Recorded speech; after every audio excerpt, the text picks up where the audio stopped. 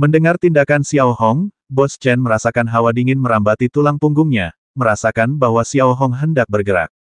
Bos Chen sama sekali tidak khawatir dengan kecelakaan macam apa yang mungkin ditimbulkan Xiao Hong, tetapi ia khawatir Xiao Hong akan membuat keadaan menjadi tidak terkendali.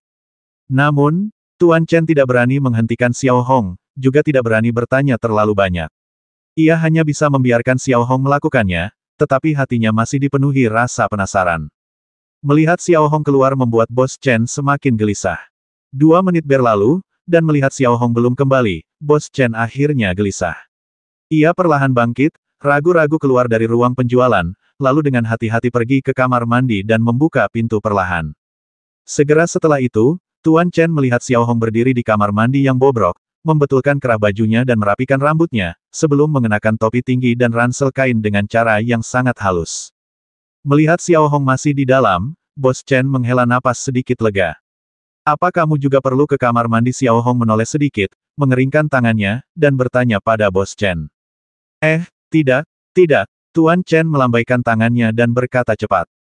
Ayo pergi, kata Xiao Hong, lalu keluar dari toilet dan kembali ke ruang penjualan, menunggu dengan tenang tanpa mengubah tatapannya. Sebaliknya, Bos Chen, setelah menahan diri cukup lama, akhirnya merasa sedikit malu dan dengan ramah menghiburnya. Tuan Su, jangan khawatir, selama kita punya uang, cepat atau lambat kita pasti akan mendapatkan batu emas gelap itu. Tidak perlu, kata Xiao Hong dengan tenang. Nggak perlu, kenapa Bos Chen tak percaya dengan apa yang didengarnya? Xiao Hong tidak berbicara, tetapi dengan hati-hati membuka ranselnya, mengeluarkan sebuah kotak kayu, dan melihat di dalamnya ada batu emas gelap seukuran telur angsa. Suara mendesing, tepat di batu emas gelap. Saat batu itu muncul di hadapan Bos Chen membeku, wajahnya pucat pasi, dan matanya terbelalak kaget. Ini.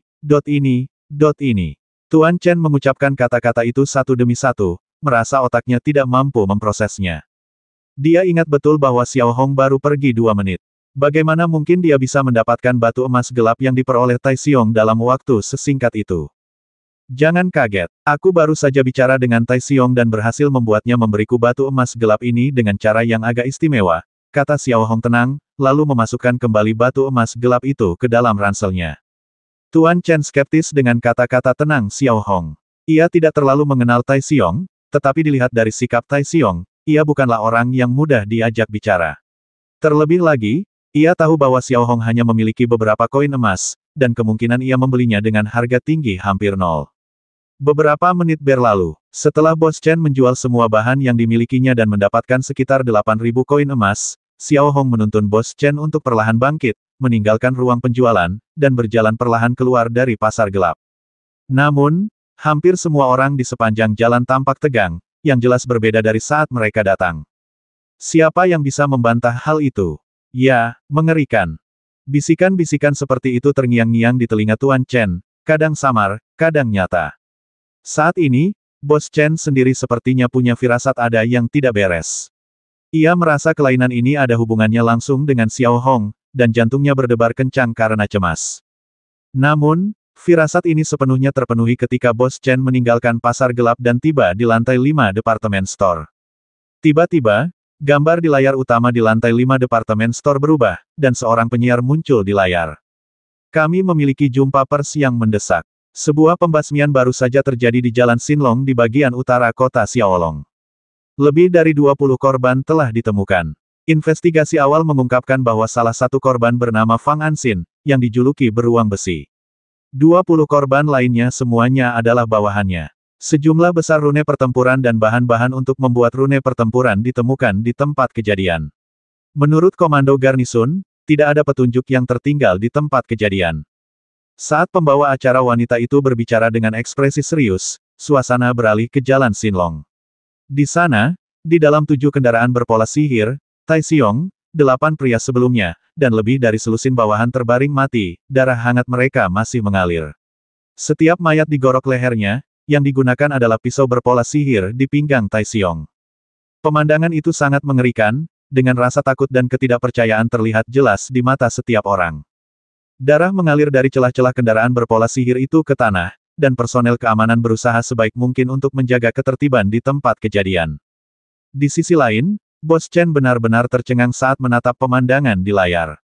Kini ia akhirnya mengerti apa yang dimaksud Xiao Hong dengan metode khusus dan apa yang dimaksud Xiao Hong dengan tidak ingin menimbulkan masalah. Maksudnya adalah memusnahkan mereka sepenuhnya dan melenyapkan mereka secara brutal. Yang lebih mengejutkan Tuan Chen adalah Xiao Hong hanya menghilang di hadapannya selama 2 menit. Apa sebenarnya yang dilakukan Xiao Hong selama 2 menit itu? Memikirkan hal ini, Bos Chen merasakan hawa dingin menjalar di punggungnya dan secara otomatis mengalihkan pandangannya ke Xiao Hong. Xiao Hong tetap tenang, seolah tidak terjadi apa-apa, memainkan Shell Sutra di atas meja dengan tenang. Hei, beri aku 10 koin emas, aku perlu membeli sesuatu, kata Xiao Hong lembut, ekspresinya setenang biasanya, ketika melihat Bos Chen menatapnya. Oh. Bos Chen buru-buru menjawab beberapa kali, lalu dengan gemetar meletakkan 10 koin emas di tangan Xiao Hong. Tenang saja, tidak ada yang serius, kata Xiao Hong kepada Bos Chen. Ia lalu berbicara beberapa patah kata kepada pramuniaga, membeli Shell Sutra, dan pergi ke konter lain. Ia melihat pakaian para wanita, membandingkan perkiraan tinggi Zhen Zhen dengan pramuniaga, dan bersikap seolah-olah tidak terjadi apa-apa. Namun, semakin Xiao Hong berpura-pura, semakin dingin pula rasa dingin di hati Bos Chen. Bos Chen tahu bahwa seseorang yang bisa membasmi begitu banyak orang namun tetap acuh tak acuh pastilah seorang pembasmi kejam yang menganggap pembasmian sebagai hal biasa. Namun, tidak peduli bagaimana dia memikirkannya, Bos Chen sangat jelas dalam hatinya bahwa dia dan Xiao Hong sudah berada di perahu yang sama, dan ini adalah fakta yang tidak dapat diubah. Satu-satunya hal yang dapat menghibur Tuan Chen sekarang adalah lebih dari 8.000 koin emas di dalam kotak yang dipegangnya. Jumlah ini lebih dari 10 kali lipat total aset Tuan Chen. Semua ini dibawa kepadanya oleh Xiao Hong, yang merupakan fakta yang tak terbantahkan. Terlebih lagi, setelah diteliti lebih dekat, meskipun pendekatan Xiao Hong brutal, itu tidak diragukan lagi merupakan cara untuk menyelesaikan masalah untuk selamanya dan menghindari masalah. Lebih jauh lagi, bahan-bahan pola pertempuran yang tersedia dengan mudah, niscaya akan melibatkan pasar gelap, dan pasar gelap pasti akan turun tangan untuk menekan masalah ini, mengubah masalah besar menjadi masalah kecil dan masalah kecil menjadi tidak berarti. Lagi pula, beruang besi itu juga tidak berguna, tangannya sudah berlumuran darah. Selama dia tidak membocorkan rahasia, komando garnisun paling-paling hanya akan berasumsi bahwa dia sedang membalas dendam. Setelah berkeliling di toko serba ada selama sekitar setengah jam, Xiao Hong memiliki 7 atau 8 kantong kertas yang dikemas dengan indah dengan berbagai ukuran di tangannya, dan ke-10 koin emas itu habis sekaligus. Dulu, melihat Xiao Hong menghabiskan uang seperti ini akan tampak agak boros bagi Bos Chen, tetapi dengan lebih dari 8.000 koin emas di dalam kotak, apa 10 lagi. Bahkan di saat-saat terakhir, Tuan Chen tidak dapat menahan diri dan membeli banyak barang. Baru pada sore hari Bos Chen dan Xiao Hong membawa berbagai paket itu ke kereta binatang roh. Tuan Su, begini, menjual bahan-bahan di pasar gelap tampaknya lebih menguntungkan daripada menjual pola obat. Menurutmu, apakah kita harus? Bos Chen bertanya kepada Xiao Hong dengan ragu-ragu, sambil memegang sebuah kotak kayu besar di tangannya. Kalau kamu tidak menjual pola pengobatan dan tidak mengembangkan bisnismu, bukankah menurutmu uang di tanganmu datang begitu saja? Ingat, kamu harus benar-benar mengikuti rencana yang kuberikan sebelumnya. Uang dari penjualan bahan-bahan di pasar gelap hanya bisa dianggap sebagai keuntungan tak terduga. Xiao Hong tidak menatap Bos Chen, tetapi malah bertanya. Tuan Chen tidak berkata apa-apa lagi, dia hanya mengangguk berulang kali. Pukul 4 sore, Xiao Hong kembali ke desa Sidong. Tanpa banyak bicara dengan Bos Chen, ia membawa berbagai paket dan kembali ke rumah batunya.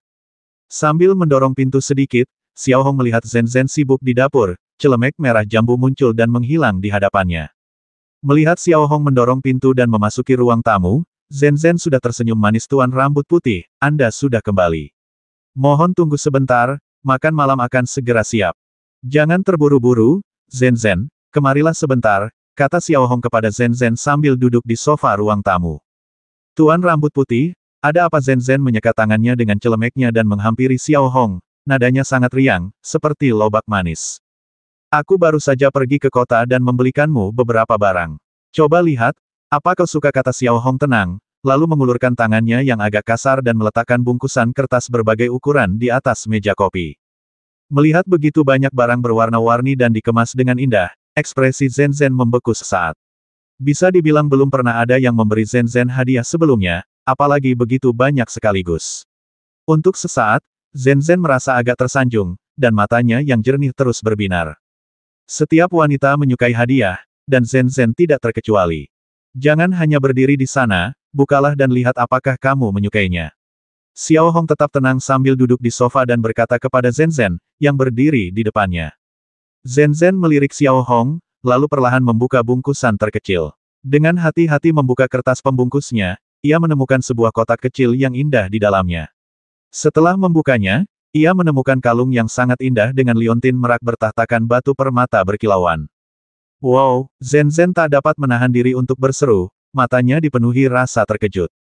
Kemudian Zhen Zhen membuka satu persatu paket berisi syal sutra, gaun kasa, dan barang-barang kecil lainnya. Setiap barang sangat indah dan jauh lebih baik daripada barang-barang murah yang pernah dibeli Zhen Zhen sebelumnya. Di sisi lain, Xiao Hong tak banyak bicara. Ia hanya diam memperhatikan Zhen Zhen menggoyangkan pinggang mungilnya di depan cermin, terus membandingkan barang-barang yang dibeli Xiao Hong. Matanya dipenuhi kegembiraan tak berujung, kegembiraan murni yang tak tertandingi. Setelah makan malam sederhana bersama Zhen Zhen masih bermain-main dengan hadiah-hadiahnya di ruang tamu, sementara Xiao Hong sudah masuk ke kamarnya dan mengunci pintu. Setelah mengeluarkan batu emas gelap, Xiao Hong memeriksanya dengan saksama, lalu mengeluarkan pisau kecil, mengikis sedikit bubuk, dan memurnikannya untuk mengekstrak semua emas gelap. Xiao Hong kemudian mengeluarkan bahan-bahan yang telah ia siapkan sebelumnya dari lemari penyimpanan dan meletakkannya di meja besar di depannya. Ia terus mengingat langkah-langkah pembuatan runeable untuk mengendalikan dan mengolah, serta poin-poin yang perlu diperhatikan. Dibandingkan dengan pola obat yang telah ia ciptakan sebelumnya, ekspresi Xiao Hong kali ini jauh lebih serius. Kali ini, Xiao Hong akan mengerahkan segenap tenaganya untuk menciptakan runeable kultivasi kendali dan transformasi Grandmaster level 4, dan semua material yang digunakannya sangatlah berharga. Setelah merenung selama setengah jam penuh, Xiao Hong akhirnya berhasil menenangkan diri sebelum mulai membuat cairan rune ajaib satu persatu. Ia juga menggunakan semua tabung reaksi giok kristal yang dikirim Bos Chen sebelumnya. Butuh waktu 1 jam penuh bagi Xiao Hong untuk menciptakan sekitar 20 jenis cairan rune ajaib, yang membentuk botol-botol kecil berwarna-warni di depannya. Segera setelah itu, Xiao Hong mengeluarkan batu bulat dan mulai mengukir pola dengan kecepatan luar biasa menggunakan penyerapan jiwa. Ia menggunakan semua teknik yang tersedia, seperti pola dalam pola, pola dasar, dan pola sihir bulat, untuk memaksimalkan potensi pengembangan pola sihir tersebut. 1 jam berlalu. Setelah Xiao Hong selesai mengukir semua pola, ia mulai menyuntikkan cairan rune ajaib yang telah ia siapkan sebelumnya satu persatu sesuai rencana, lalu dengan hati-hati mengaktifkannya. Baru pada pukul 2 pagi, sebuah manik ajaib warna-warni muncul di hadapan Xiao Hong. Cahaya bintang biru redup yang sesekali bersinar di dalam pola itu berpadu dengan lingkaran cahaya yang memancar dari pola utama, membuatnya tampak seperti sebuah karya seni yang luar biasa memukau. Melihat Xiao Hong duduk di kursi kulit, dahinya bermandikan keringat. Ia menyekanya pelan-pelan dengan handuk beberapa kali, dan selagi masih memiliki sedikit tenaga dalam, ia duduk bersila di sudut ranjang bata yang dipanaskan dan perlahan mengaktifkan rune kultivasi di telapak tangannya. Kemudian Xiao Hong mengerahkan esensi energi dalam runeable kultivasi, secara bertahap mengalirkannya ke kaki kanannya. Kali ini, rune kultivasi yang menggunakan semua teknik Xiao Hong tidak menyebabkan rasa sakit apapun pada Xiao Hong. Rune itu seperti tangan lembut yang secara bertahap mengupas sedikit kekuatan kendali yang mengeras di kaki kanan Xiao Hong. Kemudian, sebelum kekuatan kendali emas itu menghilang, energi dalam rune kultivasi langsung menyegel sedikit kekuatan kendali emas itu dan melautkannya sedikit demi sedikit sesuai keinginan Xiao Hong. Suara mendesing. Detik berikutnya, tatapan Xiao Hong tiba-tiba berubah. Saat kekuatan emas itu perlahan menghilang, Xiao Hong merasakan kekuatan di dalam tubuhnya tiba-tiba mendidih hebat, bagaikan korek api yang membakar seluruh lautan minyak. Perebusan ini bahkan lebih hebat daripada penanaman runeable dengan mengendalikan api efek yang diciptakan oleh jejak pengendalian kekosongan dan kekuatan sungguh menakjubkan. Hanya dalam waktu sekitar 10 menit, Xiao Hong, yang memiliki level keempat Grandmaster, langsung meningkatkan kekuatan kendalinya hingga 3 level. Kecepatan seperti itu sungguh luar biasa. Kegilaan energi internal yang sama juga membuat Xiao Hong merasa agak tidak nyaman. Namun, Xiao Hong mampu menahannya. Ia hanya duduk bersila, tak bergerak, berusaha sekuat tenaga menenangkan pikirannya dan tidak membuat kesalahan sekecil apapun. Saat itu pukul 3 pagi. Setelah 1 jam berkultivasi, kendali energi internal Xiao Hong telah meningkat 20 satuan penuh, dan kendali energi internalnya hampir sepenuhnya terkuras. Ketika Xiao Hong membuka matanya lagi, dahinya dipenuhi keringat. Bisa dibilang, mengolah kekuatannya dengan cara ini sangat membebani tubuh dan tenaganya. Sebaliknya, mata Xiao Hong berbinar dingin. Apa yang Mo Haton anggap sebagai kerugian yang telah ia perbuat terhadap Xiao Hong kini menjadi dorongan kuat untuk meningkatkan levelnya berkat kemampuan Xiao Hong yang luar biasa. Xiao Hong tidak berlama-lama setelahnya. Ia menyingkirkan rune sihir untuk mengendalikan transformasi dan berbaring di tempat tidur yang telah disiapkan Zhen, lalu tertidur dengan tenang. Xiao Hong sudah memutuskan untuk pergi ke Gua Binatang Roh lagi keesokan paginya dan berkultivasi secepat mungkin di batu pelangi raksasa itu. Tanpa disadari, hari sudah pagi. Setelah mandi dan sarapan cepat dengan bantuan Zhen, Xiao Hong bersiap untuk pergi ke Gua Makhluk Roh sendirian. Tujuannya hanyalah menjelajahi gua dan, yang lebih penting, mencapai lokasi batu pelangi besar untuk kultivasi intensif. Namun, tepat ketika Xiao Hong menyampirkan tas kainnya di bahu dan hendak keluar, ia melihat seorang lelaki tua berjalan ke arahnya di sepanjang jalan setapak di kaki gunung. Pakaian lelaki tua itu tidak terlalu usang, tetapi masih sangat sederhana dan polos. Ia memiliki janggut panjang yang mulai memutih dan memegang tongkat. Ia tampak seperti orang yang bijaksana dan terhormat. Setelah tinggal di desa Sidong selama beberapa waktu, Xiao Hong tentu saja mengenali lelaki tua itu. Ia tak lain adalah Wu Zi, kepala desa-desa Sidong, seorang lelaki tua berusia 70-an. Melihat kepala desa berjalan perlahan, mata Xiao Hong berkedip sedikit, agak bingung dengan apa yang dilakukan kepala desa, Woods, di sini. Sesaat kemudian, kepala desa perlahan berjalan menuju pintu masuk halaman rumah batu dan tersenyum ramah kepada Xiao Hong. Melihat ini, Zhen tersenyum dan menyekat tangannya dengan celemek sebelum bergegas ke gerbang halaman. Ia membuka gerbang dan berkata dengan hormat, "Selamat pagi, kepala desa." Kepala desa melirik wajah cantik Zhen, mengangguk sedikit, lalu berkata, "Saya datang untuk menemui Tuan Su." "Kepala desa, apa yang membawamu ke sini?" Xiao Hong berdiri di pintu rumah batu, tangannya sedikit di belakang punggung, dan bertanya dengan nada tenang. "Saya sudah lama mendengar tentang kemampuan penyembuhan ajaib Guru Su. Saya datang ke sini hari ini khusus untuk memberi penghormatan dan juga untuk meminta bantuan Anda." Woods perlahan mengangkat kedua tangannya yang tua, menggenggamnya, dan berkata kepada Xiao Hong, kata-katanya masih mengandung sedikit rasa hormat. "Obat ajaib, aku tak berani menerima pujian seperti itu. Aku hanya pencinta buku dengan sedikit pemahaman tentang teknik apoteker," jawab Xiao Hong tenang, senyum tipis tersungging di bibirnya. "Tuan Su terlalu rendah hati. Saya sudah mendengar tentang apa yang terjadi dengan Bos Chen dan Bibi Cheng. Saya datang ke sini khusus untuk meminta bantuan Anda," kata kepala desa dengan sopan. "Kepala desa, tolong bicara," kata Xiao Hong dengan tenang, meskipun dalam hati ia berpikir, "Bicaralah cepat, aku ada urusan lain." Zhen, yang berdiri di samping, tetap diam-diam merapikan lipatan pakaian Xiao Hong. "Begini," kata Woods dengan hormat, "anak saya patah kaki saat mendaki gunung beberapa tahun yang lalu, dan belum pulih sepenuhnya. Sekarang dia kesulitan berjalan, dan saya sudah lama mengkhawatirkannya. Saya harap Tuan Su bisa memeriksanya dan memastikan apakah dia bisa dirawat. Tentu saja, biaya pengobatannya bisa dinegosiasikan." Meskipun ia berusaha sekuat tenaga menyembunyikannya, matanya masih dipenuhi sedikit rasa gelisah. Xiao Hong tak kuasa menolak permintaan kepala desa. Setelah jeda sejenak, ia hanya bisa mengangkat tangannya sedikit, memberi isyarat agar kepala desa memimpin jalan.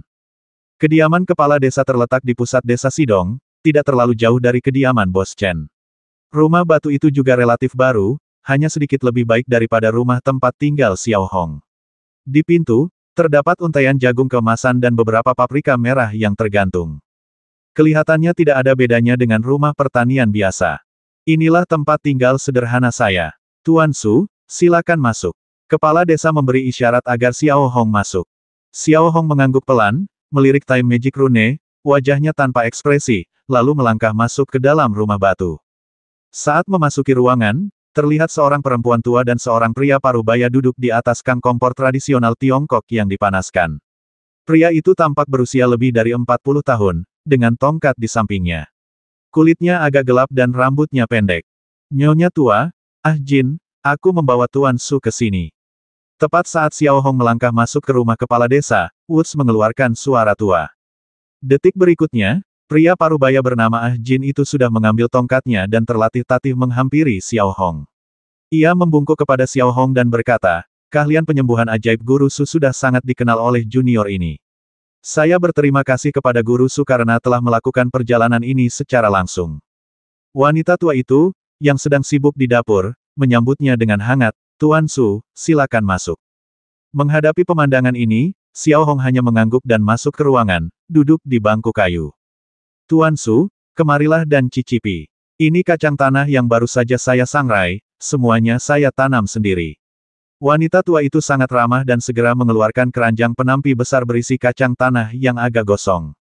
Xiao Hong hanya mengangguk ramah, lalu mengalihkan pandangannya ke Ajin, yang menggunakan satu kruk, dan berkata tanpa merendahkan hati maupun arogan, ayo kita mulai.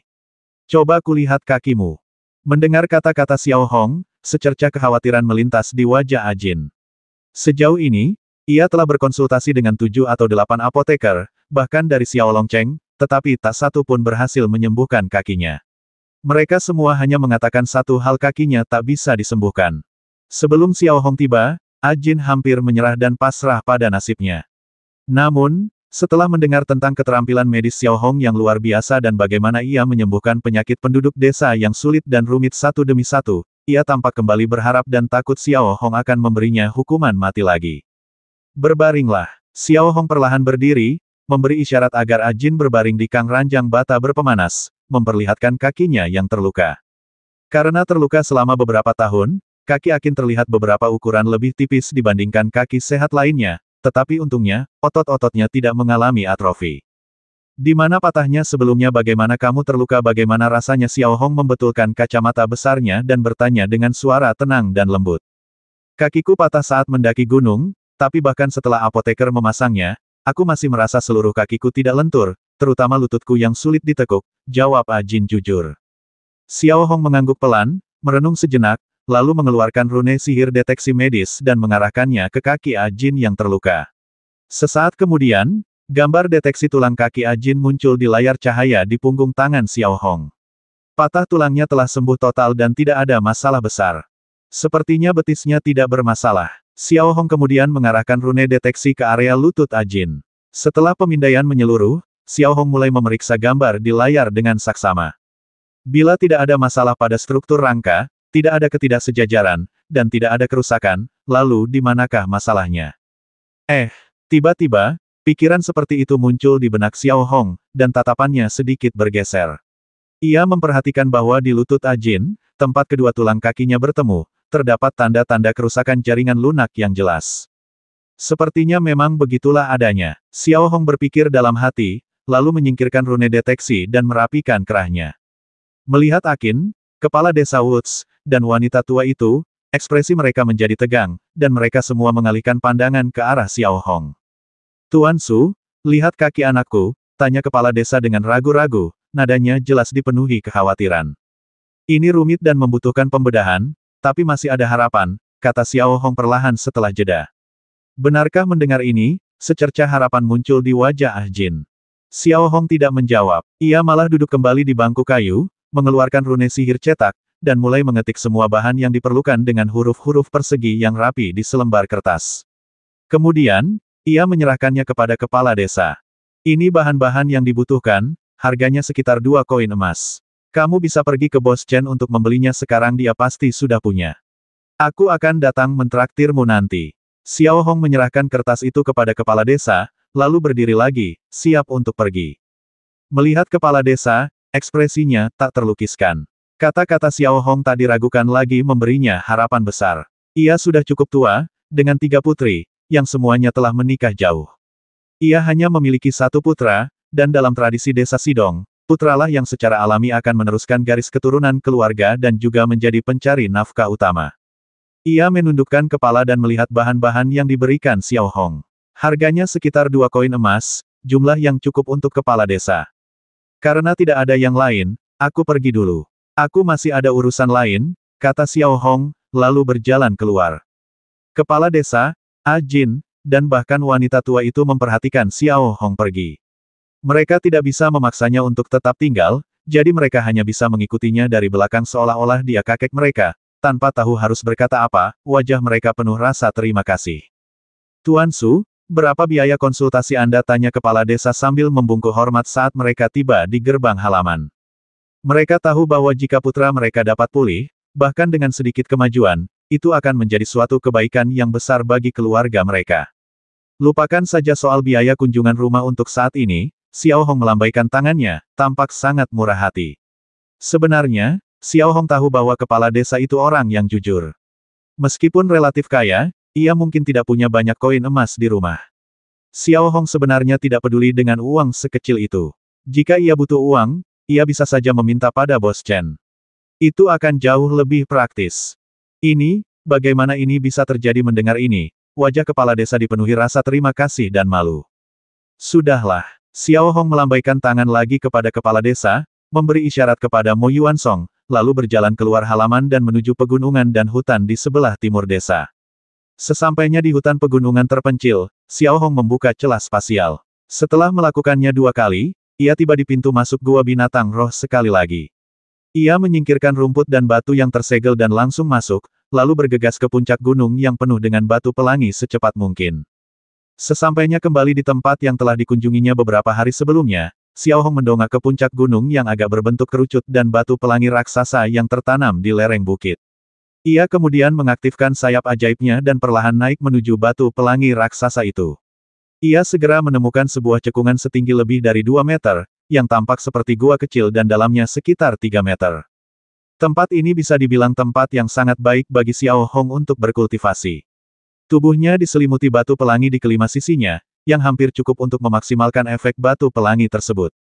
Berdiri dalam depresi ini, Xiao Hong dapat sepenuhnya merasakan pengaruh batu pelangi raksasa ini pada pengendalian energi internalnya, seperti gelombang raksasa tak terlihat yang mendorongnya maju.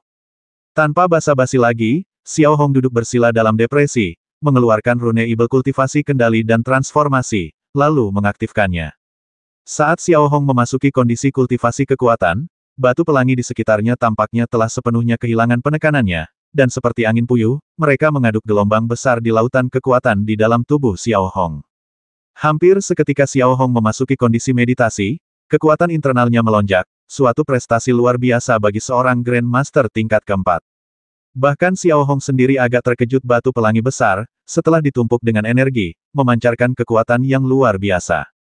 Hanya sekitar 10 menit berlalu ketika Xiao Hong tiba-tiba menyadari bahwa kekuatan yang dimilikinya telah meningkat hingga 10 bar di bawah efek gabungan dari pengembangan rune Ibel untuk berubah menjadi kekuatan pengendalian ruang dan batu pelangi raksasa. Bahkan Xiao Hong sendiri sangat terkejut dengan kecepatan tersebut. Dorongan batu pelangi untuk meningkatkan efisiensi tidaklah remeh. Bayangkan jika sepotong batu warna-warni seukuran meja kantor saja dihargai oleh Joganin, lalu apa gunanya batu warna-warni sebesar itu lagi pula? Batu utuh dan batu yang disusun dari pecahan-pecahan kecil sangatlah berbeda karena interaksi energi. Saat ini, Xiao Hong merasakan kekuatan di dalam tubuhnya bagaikan letusan gunung berapi, dalam periode aktif yang belum pernah terjadi sebelumnya. Bagi seorang Grandmaster tingkat 4, setiap peningkatan terasa berat, tetapi di sini, dengan bantuan kekuatan pengendali langit dan batu pelangi, ia tidak lagi merasakan upaya yang berat. Xiao Hong berada di sana sepanjang pagi, hingga pukul 14. Setelah berlatih selama 5 jam penuh, Xiao Hong perlahan membuka matanya. Saat itu, Xiao Hong basah kuyup oleh keringat, dan pakaiannya basah kuyup. Saat Xiao Hong perlahan membuka matanya, kilatan dingin melintas di tatapannya. Setelah 5 jam berkultivasi, kekuatan yang ia kendalikan di dalam tubuhnya telah meningkat 300 unit, mencapai 31.098 unit. Meskipun masih jauh untuk mencapai tingkat kelima seorang Grandmaster, dengan tingkat peningkatan seperti ini, rasanya setengah bulan sudah cukup. Kemudian, tibalah tahap perkembangan menuju kuasa Soul Master. Ketika jumlah kekuatan kendali mencapai 35.000, seseorang menjadi Grandmaster level 5, dan 40.000 menjadi kuasa Soul Master. Dengan kata lain, seseorang telah mencapai jumlah kekuatan kendali yang dibutuhkan untuk penguasaan jiwa, tetapi kondisi kekuatan kendali di dalam tubuh tidak berubah. Kekuatan kendali tersebut masih berupa kabut, bukan cairan yang dibutuhkan untuk penguasaan jiwa, dan kekuatan kendalinya telah berubah menjadi biru. Setelah merasakan energi internalnya sekali lagi, Xiao Hong menyadari bahwa bahkan setelah menggunakan manik pola Ibel malam gelap sekali, ia masih memiliki kurang dari 10.000 unit energi internal yang tersisa. Berdasarkan kebiasaan Xiao Hong, ini sudah merupakan batas bahwa energi pertahanannya konsumsi yang berlebihan akan sangat menyulitkannya jika ia menghadapi bahaya. Setelah melompat turun dari ceruk batu pelangi raksasa, Xiao Hong mulai menjelajahi seluruh gua binatang roh, mencoba mencatat sebanyak mungkin materi dalam pikirannya, sehingga ia bisa mendapatkan gambaran umum tentang apa yang tersedia dan mengambilnya langsung jika diperlukan. Seolah-olah Xiao Hong sudah menganggap gua binatang roh ini sebagai halaman belakangnya sendiri. Pada pukul 5 sore, Xiao Hong yang berada di gua binatang roh mengumpulkan setumpuk material lainnya sebelum meninggalkan gua. Setelah menyegel kembali pintu masuk gua binatang roh dan menghapus semua jejak yang ditinggalkan orang-orang, Xiao Hong membuka celah spasial dan kembali ke desa Sidong tanpa henti. Matahari mulai terbenam di sebelah barat, dengan murah hati memberikan sinar terakhirnya ke bumi, membentangkan bayangan setiap rumah menjadi panjang dan tipis. Di bawah hangatnya sinar matahari, gumpalan asap mengepul dari cerobong asap setiap rumah. Penduduk desa, yang seharian sibuk di ladang, membawa cangkul, mengobrol dan tertawa, dengan rokok murah yang menggantung di mulut mereka. Di kejauhan, di tepi sungai yang mengalir mengelilingi desa, Zhen dan beberapa gadis desa lainnya sedang mencuci pakaian atau peralatan makan di air. Mereka saling memercikkan air dengan riang, dan Zhen, dengan senyum malu-malu, melindungi dirinya dari air dengan lengannya, memperhatikan teman-temannya bermain dengan riang. Jelas, Zhen telah mulai berintegrasi ke dalam dunia yang damai ini. Hai, Tuan Su, sungguh kebetulan. Hai, Tuan Su, apa saja kegiatan Anda akhir-akhir ini? Tepat saat Xiao Hong tengah terdiam memandangi pemandangan di tepi sungai, tiba-tiba ia mendengar sapaan dari beberapa penduduk desa, wajah mereka penuh dengan rasa hormat dan antusias. Tak dapat disangkal, di desa Sidong, akibat perselingkuhan antara Bos Chen dan Bibi Cheng, istri Bos Wu menjadi bahan gosip di mana-mana, dan nama Tuan Su pun menyebar ke seluruh desa Sidong. Dalam kesan mereka, Xiao Hong adalah seorang dermawan yang baik hati dan sangat terampil. Xiao Hong tidak menanggapi sapaan hangat penduduk desa. Ia hanya melambaikan tangan kecil, tersenyum tipis untuk menunjukkan keramahannya, lalu kembali memasang ekspresi damai sambil berjalan menuju rumah batunya. Tuan Rambut Putih. Tepat saat Xiao Hong menyeberangi jembatan kayu di atas sungai, Zhen tiba-tiba mengangkat tangan kecilnya tinggi-tinggi dan menyapa Xiao Hong dengan senyuman lebar. Sambil berbicara, Zhen segera mengambil baskom aluminium kecilnya, yang berisi mangkuk dan sumpit yang bersih dan kering. Ya ampun, Zhen, sudah kukatakan berkali-kali, kau harus menyapa Tuan Su dengan lebih akrab, itu akan lebih bermanfaat, kata seorang gadis secara misterius. Kurasa Tuan Rambut Putih sudah sangat dekat denganmu. Selamat tinggal, adik-adikku, kata Zhen sambil tersenyum, lalu melompat-lompat kecil di belakang Xiao Hong, membawa baskom aluminium kecilnya. Saat membuka pintu rumah batu itu, seluruh rumah tampak rapi dan bersih, semua barang tertata rapi. Di ambang jendela, dua bunga putih kecil yang bersih menambah sendewa kehidupan pada ruangan itu. Di dapur, aroma makanan yang tadinya diam, tercium di udara, menggugah selera. Tuan Rambut Putih, mohon tunggu sebentar. Makanannya akan segera siap. Saya baru saja belajar cara membuat angsa rebus dari buku hari ini. Zhen melirik Xiao Hong dengan nakal, lalu bergegas ke dapur, tempat panci dan wajan mulai berdenting. Xiao Hong tidak berkata apa-apa lagi. Ia duduk di sofa ruang tamu, meletakkan kakinya di atas meja kopi, mengambil buku dari sampingnya, dan mulai membacanya sendiri. Namun, tepat pada saat itu, serangkaian ketukan pelan terdengar dari halaman. Mereka menoleh sedikit ke arah pintu dan melihat kepala desa dan Ajin. Di samping Ajin, seorang wanita parubaya menopangnya, yang kemungkinan besar adalah istri Ajin. Ketika melihat kepala desa, Xiao Hongche tiba-tiba teringat bahwa ia telah berjanji kepada kepala desa pagi itu bahwa ia akan merawat putranya nanti malam. Memikirkannya kembali, Xiao Hong tidak berani menunda, jadi dia perlahan menurunkan kakinya dan bersiap membuka pintu. Sebentar, tepat saat Xiao Hong hendak berdiri, Zhen melesat keluar dapur, cepat-cepat membuka pintu, memasuki halaman, lalu membuka pintu dengan senyum hangat. Xiao Hong tidak berkata apa-apa lagi dan hanya bisa duduk kembali di sofa.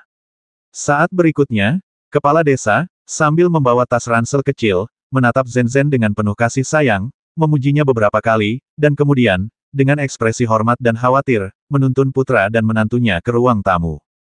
Penduduk desa baru saja bilang, Tuan Su, Anda sudah kembali, jadi saya memberanikan diri datang ke sini. Semoga saya tidak mengganggu Anda, kata kepala desa sopan, lalu berdiri di pintu bersama putra dan menantunya. Bayangan kepala desa telah sirna, yang tertinggal hanya kerinduan seorang ayah akan kesembuhan anaknya dan kegelisahan memikirkan apa yang akan terjadi.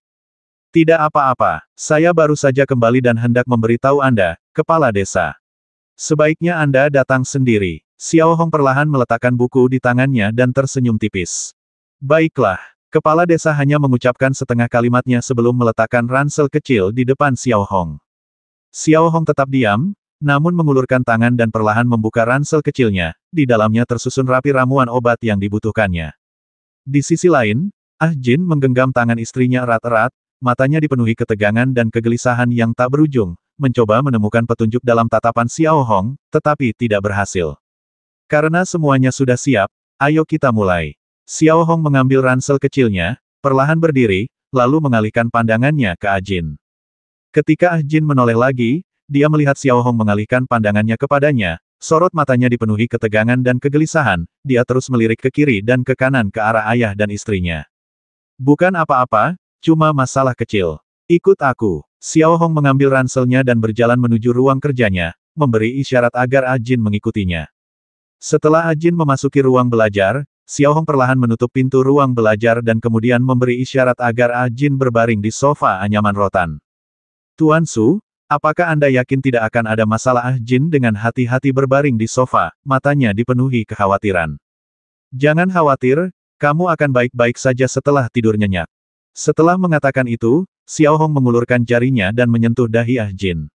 Sesaat kemudian, kelopak mata Ah Jin sedikit terkulai, lalu ia menutup mata dan mulai mendengkur keras. Mendengar dengkuran itu, Xiao Hong menggelengkan kepalanya sedikit, lalu duduk di kursi kulit, membuka ransel kecil pemberian kepala desa, dan mulai membuat rune sihir sendiri. Kali ini, Xiao Hong hanya meminta 2 rune sihir, 1 rune sihir perbaikan jaringan lunak, dan yang lainnya rune sihir penyembuhan. Xiao Hong sudah sangat ahli dalam rune sihir penyembuhan, ia adalah murid tingkat 2 dan dapat melakukannya dengan mudah.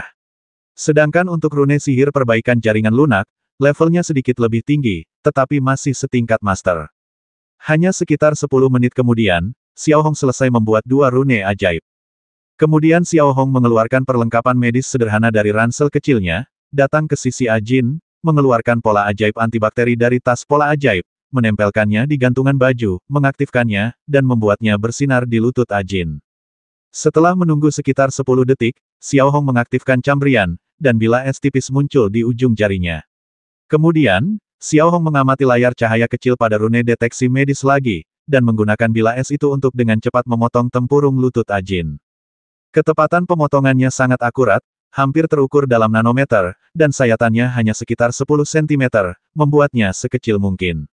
Setelah mengamati jaringan lunak yang rusak sekali lagi, Xiao Hong segera mengaktifkan pola obat perbaikan jaringan lunak untuk melakukan perbaikan yang sangat cepat. Pada saat yang sama, darah segar mulai mengalir terus-menerus dari luka Ah Jin. Hanya dalam waktu 10 detik, Xiao Hong telah memperbaiki jaringan lunak yang rusak di lutut Ah Jin dengan kecepatan luar biasa. Kemudian, tanpa mengubah ekspresinya, Xiao Hong menggunakan pola obat penyembuhan untuk memperbaiki dan menyembuhkan sayatan di lututnya dengan hati-hati. Setelah membereskan semuanya, Xiao Hong mengambil handuk putih dari sampingnya, menyeka tangannya yang berlumuran darah, menyeka tempat tidur yang berlumuran darah dengan kasar, lalu mengeluarkan pil pengisi darah dari tas berpola sihirnya. Ia melemparkannya langsung ke mulut Ah Jin yang sedikit terbuka dan menjentikkannya ke tenggorokan Ah Jin, memaksa Ah Jin menelan ludah. Setelah menyelesaikan semuanya, Xiao Hong duduk kembali di kursi kulitnya dan merapikan barang-barang di atas meja. 5 menit kemudian, dengkuran memekakkan telinga di ruang kerja akhirnya berhenti. Ah Jin, yang baru saja membuka matanya, langsung melihat Xiao Hong sedang membersihkan wadah dengan sikat kecil, ekspresinya masih tenang. Tuan Su, sudah berapa lama aku tertidur dan luka-lukaku? Ah Jin menatap Xiao Hong dengan sedikit gelisah, sementara di saat yang sama ia merasakan kehangatan yang menjalar dari perutnya, yang terasa sangat nyaman. 20 menit, aku sudah menyembuhkan lukamu. Jangan terlalu memaksakan diri, kamu bisa jalan-jalan sekarang. Xiao Hong membersihkan satu wadah, lalu mengambil wadah lain dan mulai membersihkannya sendiri, tanpa pernah melihat Ah Jin. Ah Jin agak terkejut. Sudah diperbaiki tapi dia tidak merasakan apa-apa, satu-satunya perasaan yang dia rasakan hanyalah ia baru saja tidur siang. Meski begitu, Ah Jin dengan hati-hati mengangkat kakinya yang terluka. Sesaat kemudian, mata Ah Jin tiba-tiba berbinar. Ia merasa kakinya yang terluka jauh lebih ringan dari sebelumnya, sedikit tertekuk, tanpa hambatan atau rasa tidak nyaman. Ini, Ah Jin tak kuasa menahan diri untuk mengucapkan kata-kata itu, matanya sudah dipenuhi sedikit keterkejutan. Kemudian, ia dengan hati-hati berdiri dari tempat tidur. Hanya darah yang merembes dari bawah sulur-sulur tipis yang tampaknya menandakan proses penyembuhan lutut Ah Jin. Berdiri di tanah lagi, selain merasakan sedikit kelemahan di kaki saya tidak merasakan kelainan lain. Setelah berjalan beberapa langkah, saya tidak merasakan ketidaknyamanan di lutut saya dan merasa sangat bebas. Rasanya tidak berbeda dari sebelum cedera. Tanpa sadar, wajah Ah Jin akhirnya berseri-seri dengan sukacita yang tak terkira. Kesehatan adalah sesuatu yang membawa lebih banyak sukacita ketika hilang dan kemudian didapatkan kembali. Pada saat yang sama, tatapan Ah Jin terhadap Xiao Hong dipenuhi dengan rasa hormat dan terima kasih yang tak terbatas. Tuan Su, Ah Jin tidak tahu harus berkata apa untuk sesaat. Ada sensasi aneh lainnya. Xiao Hong membersihkan wadah lain, mengangkat kepalanya sedikit, dan menatap Ah Jin, bertanya. Ah Jin segera menggelengkan kepalanya, kegirangan, dan berkata, sudah hilang, semuanya sudah sembuh. Cukup, bagus, kata Xiao Hong sambil melempar kuas kecil di tangannya ke atas meja, lalu perlahan berdiri dan membuka pintu ruang kerja. Saat berikutnya, melihat kepala desa dan istri Ah Jin di luar pintu, mereka masih tampak gelisah. Melihat pintu terbuka, kepala desa dan istri Ah Jin segera menghampiri Xiao Hong dan bertanya dengan khawatir, Tuan Su, bagaimana kabar Ah Jin? Xiao Hong tidak menjawab, hanya minggir sedikit. Kemudian Ah Jin melangkah keluar selangkah demi selangkah. Meskipun langkahnya lambat, ia tidak lagi pincang. Melihat kejadian itu, mata kepala desa berbinar, lalu dia menatap Ah Jin dari atas sampai bawah. Ah Jin dengan mudah melangkah melewati ambang pintu dan berdiri di hadapan ayahnya, wajahnya berseri-seri karena kegembiraan dan kebahagiaan. Ayah, kakiku sudah sembuh. Kata-kata ini, ketika sampai ke telinga kepala desa, memenuhi wajahnya dengan emosi dan perasaan yang tak berujung. Kamu baru saja pulih. Selama 6 bulan ke depan, kamu harus banyak bergerak dan menghindari pekerjaan berat. Kamu juga harus menghindari alkohol dan makanan pedas. Xiao Hong, yang baru saja membaca, mengambil buku yang sedang dilihatnya lagi dan memberikan instruksi ini dengan suara pelan sambil perlahan duduk di sofa. Tentu saja. Mendengar Xiao Hong berbicara, kepala desa segera berbalik, wajahnya penuh hormat, membungkuk kepada Xiao Hong, dan berkata berulang kali. Kalau begitu, tidak ada yang perlu dikhawatirkan. Kembalilah dan istirahatlah selama 6 bulan agar pulih sepenuhnya, lanjut Xiao Hong, lalu memberi isyarat, silakan lakukan sesukamu. Kepala desa, Ah Jin, dan bahkan istrinya terdiam saat itu, wajah mereka dipenuhi rasa terima kasih, namun mereka tidak tahu bagaimana membalasnya. Singkatnya, terima kasih atas kebaikan Anda yang luar biasa, Tuan Su. Jika ada yang bisa saya bantu di kemudian hari, silakan bertanya. Selama masih dalam kemampuan saya akan berusaha sebaik mungkin. Kepala desa menangkupkan tangannya sebagai tanda terima kasih kepada Xiao Hong, lalu membuka tangannya, memperlihatkan 2 koin emas. Ini hanyalah tanda terima kasih kecil saya. Saya harap Tuan Su tidak menganggapnya terlalu kecil. Kepala desa, Anda terlalu baik. Tidak apa-apa, tidak perlu mengeluarkan uang. Xiao Hong melambaikan tangannya sedikit dan tersenyum tipis kepada kepala desa. Sementara itu, sambil menatap Zen, dia telah mengeluarkan baskom besi berisi potongan daging angsa yang empuk di atasnya, dan aroma daging yang lezat segera tercium. Melihat hal ini, kepala desa tak bisa berkata apa-apa lagi. Faktanya, mereka hanya punya 2 koin emas tersisa. Tuan Su, sungguh pria yang baik. Kepala desa menggenggam tangannya sebagai tanda terima kasih kepada Xiao Hong sekali lagi, matanya berkaca-kaca. Ah Jin di belakangnya bahkan lebih dari itu, hampir memuja Xiao Hong. Dalam hatinya, Xiao Hong bagaikan dewa. Kemudian, kepala desa dan yang lainnya pergi tanpa menunda. Kakek Wu, sudah malam, ayo kita selesaikan makan kita sebelum berangkat. Zen, yang membawa nasi, menyapa kepala desa dan yang lainnya dengan hangat saat mereka hendak pergi. Kepala desa tidak banyak bicara, hanya mengangguk ramah kepada Zen, melambaikan tangannya, dan dengan hormat meninggalkan ruangan.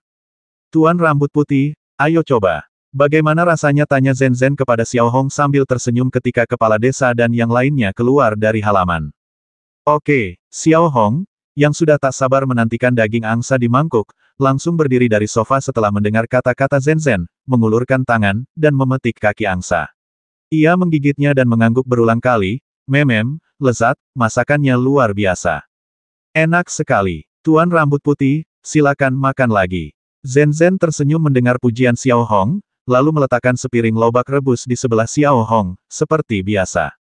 1 hidangan daging dan 1 hidangan sayuran. Tepat saat Xiao Hong sedang menikmati daging angsa dan nasinya, di luar jendela, yang sudah mulai gelap, Bos Chen, bersama Wang Wu dan yang lainnya, berjalan menuju Xiao Hong sekali lagi. Tuan Chen dengan hati-hati memegang kotak kayu di antara jari-jarinya. Melihat ini, Zhen Zhen mengerti maksudnya. Ia melirik Xiao Hong, meletakkan sumpitnya, dan berlari keluar sendirian. Sesaat kemudian, Tuan Chen masuk ke ruang tamu, mengangguk hormat kepada Xiao Hong, dan kemudian memerintahkan para pelayannya untuk meletakkan tas besar itu di sudut sebelum keluar untuk menunggu. Melihat postur Tuan Chen, Xiao Hong tampak mengerti maksudnya. Ia perlahan meletakkan daging angsa yang sedang dimakannya dan menyeka tangannya. Setelah para pelayan meletakkan 7 atau 8 ransel besar di sudut ruang tamu, mereka memandang Bos Chen. Ia membungkuk sedikit dan menghampiri Xiao Hong. Tuan Su, ini bagian Anda, semuanya ada di sini. Setelah berkata demikian, Bos Chen dengan hati-hati membuka kotak kayu itu, yang di dalamnya tersusun rapi 64 koin emas, tidak lebih 1 pun dan tidak kurang 1 pun. Xiao Hong melirik koin-koin emas di dalam kotak kayu tanpa berkata apa-apa. Ia hanya melirik Zhen Zhen yang berdiri di sampingnya, mengeluarkan 14 koin emas, dan menyerahkannya kepada Zhen Zhen, sambil berkata, Zhen Zhen, ini biaya hidupmu bulan depan, juga uang sakumu. Simpan baik-baik. Banyak sekali. Zhen Zhen mengerjap, agak terkejut. Di mata Zhen Zhen, 2 koin emas sebulan hanya akan bernilai sedikit di atas 1 koin emas jika ia menghabiskannya sebanyak mungkin. Tiba-tiba, ia menerima 14 koin emas, yang membuat Zhen Zhen sedikit tercengang. Anggap saja sisanya sebagai uang sakumu, ambillah. Xiao Hong meraih tangan kecil Zhen Zhen dan menyerahkan semua koin emas kepadanya. Adapun 50 koin emas lainnya, diletakkan begitu saja di atas meja tanpa dilirik 2 kali. Zhen Zhen, gadis kecil ini, semakin cantik. Hehe, Tuan Su sungguh beruntung. Bos Chen memandang Zhen Zhen. Dibandingkan saat pertama kali datang ke desa Sidong, wajahnya yang tirus kini tampak kemerahan dan lembut. Ditambah dengan pakaian yang dibeli Xiao Hong, tubuhnya yang mungil juga terlihat montok dan ia sungguh cantik. Yang lebih penting lagi, dia perlahan menjadi lebih ceria. Menghadapi pujian Tuan Chen, Zhen Zhen mengerucutkan bibirnya dan tersenyum malu-malu. Kemudian Bos Chen dengan hati-hati bersandar pada Xiao Hong dan berbisik, Tuan Su, 100 rune sihir sebelumnya telah terjual habis. Kali ini, aku akan merepotkanmu untuk membuat 500 lagi. Xiao Hong mengangguk, lalu melanjutkan, namun, harga jualnya akan sedikit disesuaikan dan diubah ke harga pasar. Kenapa, tanya Pak Chen santai setelah mendengar ini, tetapi ia tidak terlalu terkejut. Sejak ia menghasilkan 8.000 koin emas terakhir kali, Pak Chen tidak lagi merasa terikat dengan koin emas seperti sebelumnya. Karena binatang roh bisa mendapatkan harga bagus di pasar gelap, kita tidak seharusnya terlalu jauh mengganggu aturan pasar pola obat. Jika kita menjual dengan harga rendah, kita jelas merampas mata pencaharian mereka, dan itu tidak bijaksana, kata Xiao Hong setelah berpikir sejenak. Oh, sudah kuambil, jawab Pak Chen, tampak sangat patuh. Intinya, Pak Chen kini menjadi boneka yang memegang koin emas. Ikut aku juga, kata Xiao Hong kepada Bos Chen, lalu masuk ke ruang kerja. Setelah Bos Chen masuk, Xiao Hong membuka celah ruang penyimpanan dan mengeluarkan beberapa kantong plastik tertutup. Tadi aku pergi ke gua binatang roh lagi dan membawa beberapa bahan. Kamu bisa membawanya ke pasar gelap untuk dijual lagi, kata Xiao Hong sambil menyerahkan 4 kantong plastik kepada Bos Chen. Saat melihat material binatang roh, mata Bos Chen tiba-tiba bersinar dengan cahaya tak terbatas di matanya. Ini adalah benda-benda yang akan menghasilkan banyak uang. Tuan Su, ini terlalu merepotkan. Wang Wu masih memilah-milah bahan-bahan yang Anda bawa terakhir kali, dia belum selesai mengolahnya, kata Bos Chen sambil tersenyum memuja, menggosok-gosokkan kedua tangannya. Akan ada banyak bahan di masa depan, tapi aku harap kau bisa memperlakukan bawahanmu dengan lebih baik, lanjut Xiao Hong. Tentu saja, aku memberi setiap orang kepercayaanku sebelumnya 1000 koin emas, kecuali putra sulungku. Kau tahu, kalau aku memberinya uang sebanyak itu, dia pasti tidak akan mau. Dan uangku akan menjadi miliknya di masa depan, kan, kata Bos Su sambil tersenyum. Xiao Hong mengangguk sedikit, memberi isyarat agar Bos Chen boleh pergi. Ketika jam menunjukkan pukul 7 malam, Xiao Hong yang telah menyantap hidangan lezat, sekali lagi pergi ke ruang belajarnya dan mulai mempelajari beberapa buku klasik tersisa dari kerajaan Sangbang Zenyi. Dalam benaknya, Xiao Hong masih membuat sketsa cetak biru untuk masa depan. Setengah bulan berlalu dalam sekejap mata. Selama waktu ini, Xiao Hong menghabiskan hampir seluruh waktunya untuk berkultivasi di Gua Binatang Roh, menjelajahi gua, dan mengumpulkan material. Waktu luangnya yang sedikit dihabiskannya untuk membuat beberapa ratus pola pengobatan untuk Bos Chen, yang tampaknya merupakan seluruh hidup Xiao Hong. Selain itu, hanya ada beberapa penduduk desa yang tersebar yang datang mengunjungi Xiao Hong untuk mengobati beberapa penyakit yang sulit dan rumit. Itu hanyalah bantuan kecil, dan Xiao Hong akan membantu semampunya. Berkat perawatan Zen-Zen yang cermat, kehidupan Xiao Hong selama periode ini bisa dibilang cukup nyaman. Ia praktis dilayani dengan baik setiap hari. Zen-Zen hampir tidak perlu melakukan apapun untuk Xiao Hong dalam kehidupan sehari-hari, dan ia tidak akan menanyakan hal-hal yang tidak seharusnya ia tanyakan. Ia cukup bijaksana. Pada saat ini, Xiao Hong masih duduk bersila di ceruk batu pelangi raksasa, matanya sedikit terpejam, menggerakkan rune kultivasi dan sepenuh hati terlibat dalam kultivasinya sendiri. Setelah setengah bulan berkultivasi, kekuatan batin Xiao Hong kini telah mencapai 34.998 helai. Dengan bantuan batu pelangi raksasa dan Mohaton, perkembangan kekuatan batin Xiao Hong sungguh menakjubkan. Ia hanya membutuhkan 2 poin lagi untuk maju ke tingkat kelima Grandmaster. Setelah mencapai titik ini, bohong jika dikatakan Xiao Hong tidak merasakan emosi apapun. Namun, meskipun begitu, Xiao Hong berusaha sekuat tenaga untuk tetap tenang. Semakin dekat ia dengan peningkatan, semakin ia harus tenang. Hanya dalam 2 menit, ketika kekuatan internal Xiao Hong mencapai 35.000 unit, ia merasakan kekuatan internalnya menjadi lebih solid dan kuat. Perasaan ini jauh lebih jelas daripada sebelumnya. Demikian pula, Xiao Hong telah mengambil langkah mantap lainnya menuju ranah pengendali jiwa. Ia hanya perlu meningkatkan kekuatannya sebanyak 5.000 helai lagi untuk menjadi pengendali jiwa semu.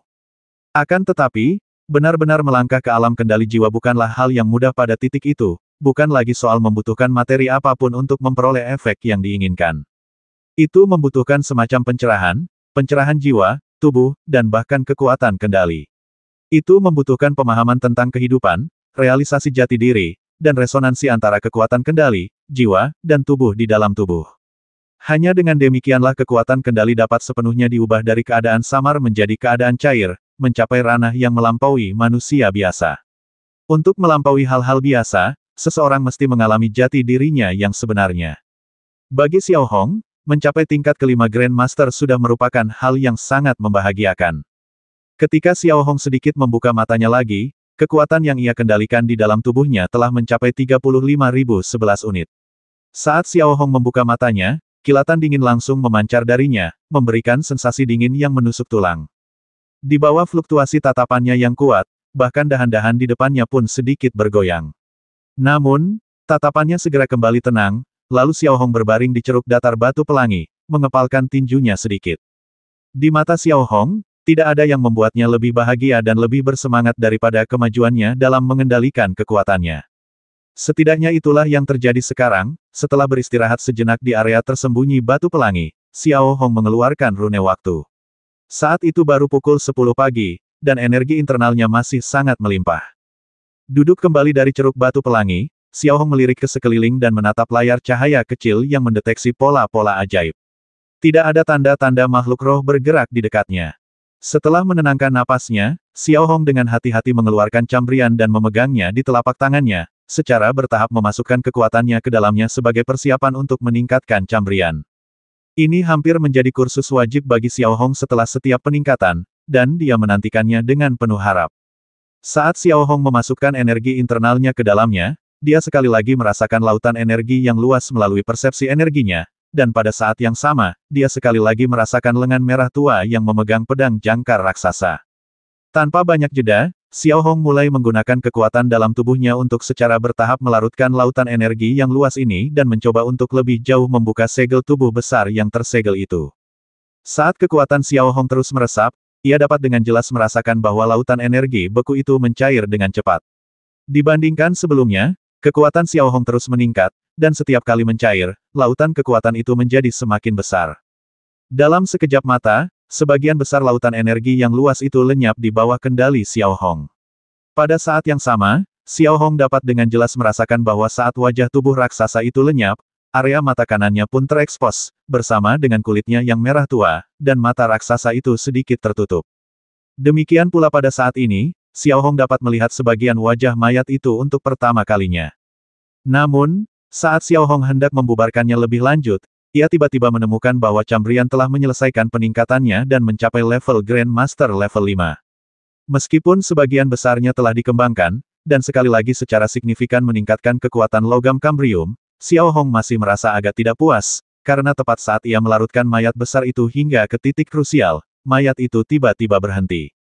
Perlahan-lahan menarik kendalinya, Xiao Hong membuka matanya dan sekali lagi menempatkan Cambrian ke dalam ornamen Royal Knight. Segera setelah itu, Xiao Hong mengaktifkan Cambrian lagi, dan dalam sekejap, lengan kanannya dilalap api merah menyala. Di saat yang sama, Xiao Hong merasakan kekuatan Cambrian semakin kuat. Saat Xiao Hong mengaktifkan sayap ajaibnya, ia dapat dengan jelas melihat bahwa sayapnya telah menjadi jauh lebih megah dibandingkan saat ia menjadi Grandmaster level 4. Sayap hitam legam itu hampir seluruhnya tanpa pantulan, dan setiap detailnya begitu indah, memancarkan aura kesombongan dan keagungan. Dengan sekali lompatan, Xiao Hong melompat turun dari cekungan batu pelangi raksasa dan dengan cepat melesatkan sayap ibelnya lebih dalam ke gua makhluk roh. Kecepatannya setidaknya 50% lebih cepat dari sebelumnya, setara dengan beberapa kali kecepatan jet tempur ibel. Di ketinggian rendah, ia tampak seperti garis hitam, melesat menembus hutan dalam sekejap mata, lalu menghilang sepenuhnya dalam sekejap mata berikutnya. Setelah terbang dengan kecepatan penuh selama sekitar 1 menit, Xiao Hong tiba di gurun bawah tanah yang luas. Tidak ada angin, dan tempat itu luar biasa panas. Ia bahkan bisa melihat magma mengalir dari bawah tanah, menyembur keluar dari gurun dan membentuk aliran lava yang mengalir langsung ke lubang tanpa dasar di kejauhan. Suhu di sini hampir 80 derajat Celcius, yang tak tertahankan bagi orang biasa. Namun, itu tidak berpengaruh pada Xiao Hong, yang memiliki kekuatan seorang Grandmaster tingkat kelima. Mendarat perlahan di tanah yang panas, Xiao Hong sedikit merentangkan tangannya. Sesaat kemudian, awan es berwarna merah darah tiba-tiba terbentuk di sekitar tubuh Xiao Hong. Kemudian, aura dingin ini dengan cepat menyebar keluar dari kaki Xiao Hong. Kemanapun aura dingin itu lewat, tanah yang awalnya panas langsung tertutup lapisan es berwarna merah darah di bawah suhu yang sangat rendah, dan aliran lava yang bergulung-gulung langsung membeku di tempat. Dalam sekejap, area luas di sekitar Xiao Hong diselimuti kabut merah tua, dan suhu di sekitarnya turun dari 80 derajat Celcius menjadi puluhan derajat di bawah nol. Namun, bukan hanya itu yang dibawa Cambrian, seorang Grandmaster tingkat kelima. Lalu, Xiao Hong melirik ke sekeliling dan tiba-tiba mengepalkan tangannya, kilatan dingin berkilat di matanya. Gemuruh. Tiba-tiba, kabut merah tua yang tampak damai di sekitar Xiao Hong mulai mengamuk, bagaikan badai yang menyapu lautan. Bongkahan-bongkahan es merah tua raksasa terbentuk di dalam kabut, melonjak tinggi ke udara bagai ombak yang menjulang tinggi sebelum jatuh menghantam tanah dengan keras. Di dalam bongkahan-bongkahan es ini, kristal-kristal es yang tajam mengembun, beterbangan di udara dingin bagai silet. Jika ada orang yang masuk ke dalam, siapa tahu apa yang akan terjadi. Karena peningkatannya sendiri dan peningkatan Cambrian, kekuatan kendali internal Xiao Hong mulai terbatas. Selain itu, Xiao Hong tidak ingin menyebabkan kerusakan yang tak tergantikan di tempat ini, jadi ia hanya membiarkan badai es berlangsung selama 30 detik sebelum menghentikannya. Saat itu, gurun di sekitar Xiao Hong telah menjadi tempat kehancuran total. Apa ini? Tiba-tiba, Xiao Hong sepertinya merasakan kekuatan baru dan aneh di dalam Cambrian, perasaan yang mirip dengan pedang raksasa berbentuk jangkar dan cakar ibel. Apa lagi yang bisa terjadi? Xiao Hong bergumam pada dirinya sendiri, tetapi didorong oleh rasa ingin tahu yang kuat, dia mulai memobilisasi kekuatan ini secara bertahap. Suara mendesing. Hampir seketika Xiao Hong mengerahkan kekuatan ini, mata kanannya yang awalnya hitam berubah menjadi merah darah. Kemudian, merah darah ini mulai berputar perlahan, seperti pusaran merah darah mini. Di tengah pusaran merah darah itu terdapat lubang hitam tak berdasar, seperti lubang hitam kecil. Pada saat yang sama, melihat area di dalam mata kanan Xiao Hong, ruang itu mulai menjadi gelisah dan sedikit terdistorsi. Apa ini menatap es merah darah di sampingnya, yang sehalus cermin, dan memperhatikan perubahan pada pupil kanannya, Xiao Hong tak kuasa menahan diri untuk berseru. Di saat yang sama, ia teringat mayat raksasa yang membeku di Cambrium, dengan mata kanannya terbuka. Segera setelah itu, Xiao Hong merasakan sesuatu yang berbeda lagi. Saat mengamati dengan saksama, ia takjub mendapati bahwa ia tidak hanya dapat melihat dengan jelas es raksasa berusia ribuan tahun di depannya, tetapi juga secara langsung melihat molekul dan bahkan atom-atom es berusia ribuan tahun tersebut. Hal ini tidak dapat dilihat oleh mata normal. Bagaimana caranya? Xiao Hong sekali lagi dipenuhi rasa takjub. Ia melihat sekeliling dan dapat melihat setiap butir pasir, bahkan partikel energi di udara, dengan jelas. Perubahan visual ini adalah sesuatu yang belum pernah ia alami sebelumnya. Itu luar biasa dan terasa sangat luar biasa. Bahkan dalam kondisi seperti ini, Xiao Hong bisa merasakan energi dahsyat yang memancar dari mata kanannya. Namun, ketika Xiao Hong mencoba mengaktifkannya, ia merasakan tekanan kuat yang membuatnya mundur 2 langkah dan jatuh terlentang. Jelas, meskipun Xiao Hong telah mencapai tingkat kelima Grandmaster, ia tidak dapat mengendalikan kekuatan ini. Tampaknya ia hanya dapat mengendalikannya dengan melepaskan mata lain dari mayat merah darah tersebut pada saat yang bersamaan. Namun, Xiao Hong yakin akan satu hal, kekuatan pupil pusaran merah darah di hadapannya tidak terbatas pada ini. Mungkin, seperti pedang raksasa berbentuk jangkar, kekuatannya akan meningkat secara signifikan seiring dengan tingginya tingkat kendali yang dimilikinya. Xiao Hong berpikir demikian, dan pada saat yang sama, ia kembali memfokuskan pandangannya pada es berwarna merah darah, yang sebening cermin. Iris merah darah itu berputar kencang, dengan bagian tengah berwarna hitam pekat. Sekitar semenit kemudian, energi internal Xiao Hong telah turun hingga kurang dari 2000 helai, dan dia tidak punya pilihan selain berhenti menggerakkan mata darah. Kemudian, perhatikan pusaran merah di pupil Xiao Hong. Pusaran itu perlahan mereda dan menghilang, dan warna pupil kanannya kembali hitam, seolah-olah tidak terjadi apa-apa. Duduk di tanah, Xiao Hong menarik napas beberapa kali sebelum menepuk-nepuk pantatnya dan berdiri lagi. Ia berdiri diam di tempat sejenak, menyebabkan es berusia ribuan tahun di sekitarnya mencair. Baru kemudian Xiao Hong mengangkat sayap ajaibnya lagi dan mulai mencari material di sekitarnya. Namun, ia tak bisa melupakan mata merah darah itu.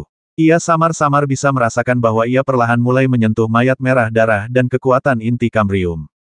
Xiao Hong dipenuhi dengan antisipasi, tetapi juga sedikit khawatir.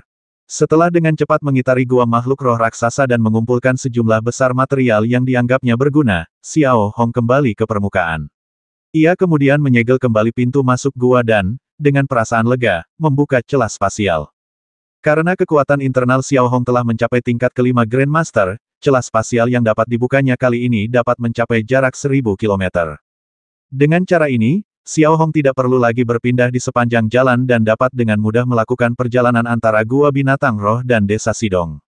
Melewati celah ruang dan keluar dari hutan yang sunyi, baru pukul 3 sore ketika Xiao Hong menyeberangi jembatan batu desa Sidong sekali lagi. Para penduduk desa yang bekerja di ladang melihat Xiao Hong dari kejauhan dan mengangkat tangan tinggi-tinggi untuk melambai kepadanya, lalu berseru lantang, "Hei, Tuan Su, Anda pulang lebih awal hari ini." "Tuan Su, suamiku mendapat beberapa telur iris di pegunungan kemarin. Aku akan meminta guk-gukku untuk membawanya kepadamu nanti. Kamu harus mencobanya, telur itu cukup langka." Penduduk desa, baik pria maupun wanita, menyambut Xiao Hong. Di mata mereka, meskipun Xiao Hong tidak pandai berkata-kata, ia adalah seorang dermawan sejati. Bahkan Bos Chen, setelah lama bersama Xiao Hong, mulai menjadi lebih murah hati. Kalau bicara soal orang lain, pendapat orang mungkin berbeda-beda, tapi kalau bicara soal Xiao Hong, hampir semua penduduk desa akan mengacungkan jempol padanya. Xiao Hong hanya mengangguk dan melambaikan tangan menyambut antusiasme penduduk desa sebagai tanda niat baik sebelum menuju ke kediamannya. Dalam benaknya, ia merenungkan strategi rune pertempuran untuk seorang Grandmaster level 5. Faktanya, bahan-bahan yang tersedia di gua binatang roh yang ditemukan Bos Chen hanya cukup untuk membuat rune pertempuran Grandmaster level 5 paling banyak. Mencapai level pengendalian jiwa dan mengumpulkan material bukanlah tugas mudah. Otak binatang roh yang dibutuhkan setidaknya harus setingkat binatang semesta. Pada dasarnya, setiap material dalam rune pertempuran level pengendali jiwa dapat dianggap sebagai harta karun di antara harta karun. Sambil memikirkan rune pertempuran seorang Grandmaster level 5, Xiao Hong tak kuasa menahan diri untuk bertanya-tanya makanan apa yang akan disiapkan Zhen Zhen hari ini. Ia bahkan merasa penasaran. Entah dari mana gadis kecil itu mendapat begitu banyak resep, hampir setiap hari ia membuat masakan yang berbeda-beda, dan kemampuan memasaknya pun semakin hari semakin hebat. Sementara itu, di kota Xiaolong, segalanya tampak damai, tetapi karena Xiao Hong terus-menerus merilis berbagai pola obat berkualitas tinggi ke kota Xiaolong, dampaknya pada pasar pola obat di kota Xiaolong sangat besar. Terlebih lagi, berkat dukungan bahan rune pertempuran dan perdagangan pasar gelap, Bisnis bos Chen tumbuh semakin besar dan dia membuka 3 toko rune obat di kota Xiaolong, yang masing-masing lebih besar dari yang sebelumnya. Dengan kualitas tinggi dan harga yang terjangkau, pola obat ini tentu saja semakin populer di kalangan warga. Setelah sekitar setengah bulan, penjualan toko pola obat Dahan, jaringan toko pola obat terbesar di Xiaolongcheng, anjlok hingga ke titik terendah. Sebelumnya, toko rantai pola obat flu besar hampir mendominasi dunia pola obat di kota Xiaolong. Sebagai satu-satunya penguasa di kota Xiaolong, siapa yang bisa menggoyahkan posisinya? Selain itu, dia biasanya berhubungan baik dengan wali kota, jadi wajar saja jika tidak ada lagi yang perlu dikatakan. Saat ini, Han Rong sedang duduk di kantornya yang mewah dan luas. Ia tampak baru berusia 40-an, dengan rambut agak beruban. Ia mengenakan setelan hitam, matanya cerah dan tajam, tetapi wajahnya pucat pasi. Di meja di depannya tergeletak daftar inventaris bulan lalu, dan sebuah kotak obat dengan tulisan Apotek Chen tercetak di belakangnya. Perlahan-lahan Han Rong mengulurkan tangannya, mengambil pola obat yang diproduksi oleh toko pola obat Chen, memeriksanya berulang kali, sekilas keterkejutan terpancar di matanya, lalu warna pucat di wajahnya semakin dalam. Sebagai seorang apoteker tingkat master, Han Rong tentu memiliki keterampilan yang luar biasa. Ia dapat melihat perbedaan pola obat secara sekilas. Meskipun sangat sederhana, kinerja pola tersebut ditingkatkan secara signifikan, menjadikan strukturnya benar-benar mendalam. Tentu saja, meskipun terkesima dengan struktur ini, Han Rong juga merasakan ancaman yang mendalam. Jika pola pengobatan ini terus menyebar, bisnis pola pengobatan Han Rong akan menghadapi pukulan telak, dan fondasi yang ia bangun dengan susah payah di kota Xiaolong selama lebih dari 20 tahun akan hancur lebur. Tuan, apa yang harus kita lakukan sekarang? Seorang pria berpakaian formal berdiri di depan Han Rong dan bertanya dengan ekspresi serius. Menghadapi situasi ini, konsorsium lain pertama-tama akan mempertimbangkan untuk mengubah harga atau meningkatkan struktur ramuan obat mereka sendiri. Namun, Han Rong tidak melakukannya karena setiap pembaruan dan penggantian pola pengobatan yang diproduksi secara massal memerlukan investasi tenaga kerja dan sumber daya yang besar, yang tidak diragukan lagi terlalu merepotkan. Setelah berpikir sejenak, Han Rong perlahan mengambil rune sihir komunikasi dan mengaktifkannya. Di saat yang sama, wajah dingin Han Rong langsung berubah menjadi ekspresi menjilat. Apoteker Han Rong, ada apa? Detik berikutnya, suara seperti itu terdengar, lalu seorang pria gemuk bertelinga besar muncul di layar cahaya di tangan Han Rong. Ia mengenakan setelan jas dan rambut tipisnya disisir rapi. Wajahnya kemerahan. Ia bersandar di kursi kulit binatang roh yang indah. Wajahnya penuh kebaikan, tetapi di balik kebaikan ini, ia menyembunyikan kelicikan yang tak terbatas. Dan dia adalah wali kota Xiaolongcheng, bernama Han Sangde. Wali kota Han, lama tak jumpa. Saya ingin tahu apakah putra Anda suka mobil sport bermotif ajaib yang saya berikan kepadanya tempo hari, tanya Han Rong dengan nada patuh, membungkuk dan menggaruk-garuk wajahnya. Tidak apa-apa, tapi tetap saja apoteker Han Rong harus mengeluarkan uang. Ini kan cuma ulang tahun anak kecil. Nggak perlu ribut-ribut. Kudengar kamu bahkan sudah memesan restoran untuk merayakannya. Han Sangde tersenyum tipis dan berkata dengan nada lembut. Putramu memang tampan alami dan berwibawa. Dia baru saja menginjak usia 20 tahun ini. Sesuai adat kerajaan Sangbang Zenyi kita harus merayakan setiap angka bulat. Kamu bekerja siang dan malam untuk warga kota Xiaolong dan tidak punya waktu untuk mengurusnya, jadi aku yang melakukannya untukmu, hehe. Han Rong tersenyum patuh. Apoteker Han Rong, pasti ada yang ingin kau sampaikan padaku di jam segini. Setelah berbasa-basi sebentar, Han Sangde berkata dengan santai, lalu mengeluarkan sebatang cerutu mahal dan menyalakannya perlahan. Aduh, wali kota Han, Anda mungkin tidak tahu ini, tapi toko pola obat saya akhir-akhir ini sedang mengalami masalah. Sebuah toko obat keluarga Chen muncul tiba-tiba, menjual pola obat berkualitas rendah dalam jumlah besar, mengganggu industri pola obat resmi di kota Xiaolong. Saya harap wali kota Han bisa berbuat sesuatu, kalau tidak, toko pola obat resmi kita tidak akan bisa beroperasi. Jika warga kota Xiaolong menggunakan pola obat berkualitas rendah dan terjadi kesalahan, Anda, yang mencintai rakyat seperti anak sendiri, tentu tidak ingin melihat itu, kan? Han Rong melanjutkan dengan nada memelas, kata-katanya dengan sempurna menggambarkan dirinya sebagai wali kota. Faktanya, toko obat Dahan milik Han Rong mengirimkan 2/3 pendapatannya ke Han Sangde setiap tahun, yang artinya sudah jelas dengan sendirinya. Apotek Chen, aku samar-samar mengingatnya. Nanti akan kusuruh seseorang memeriksanya. Apoteker Agung Han Rong, kau bisa tenang, kan, kata Han Sangde sambil tersenyum, lalu menutup teleponnya sendiri. Melihat Han Sangde telah memutus kontak, senyum dingin tersungging di wajah Han Rong sambil bergumam dalam hati, mencoba melawanku di wilayahku melebih-lebihkan dirimu sendiri. Di desa Sidong, pukul 6 sore, Xiao Hong, yang baru saja menyantap hidangan lezat, sedang menyeruput teh hangat sambil memegang buku panduan pembuatan pola untuk pemula. Ia menjelaskan dasar-dasar pembuatan pola kepada Zhen Zhen. Zhen Zhen mendengarkan dengan saksama sambil memegang buku catatan, sesekali duduk untuk mencatat. Rambutnya yang awalnya agak berantakan, kini telah disisir rapi dan diikat ekor kuda tinggi. Ruang tamu kecil itu dipenuhi kehangatan tak berujung. Tak dapat dipungkiri, setelah sekian lama merenung, Zhen Zhen dan Xiao Hong kini menjadi sangat akrab. Xiao Hong tak lagi sedingin dulu, dan Zhen Zhen berani melontarkan lelucon kecil di hadapannya. Dentang, dentang, dentang, dentang. Tepat pada saat itu, serangkaian ketukan keras terdengar dari halaman. Ketukan itu jelas sangat keras, dan memecah suasana nyaman di dalam ruangan.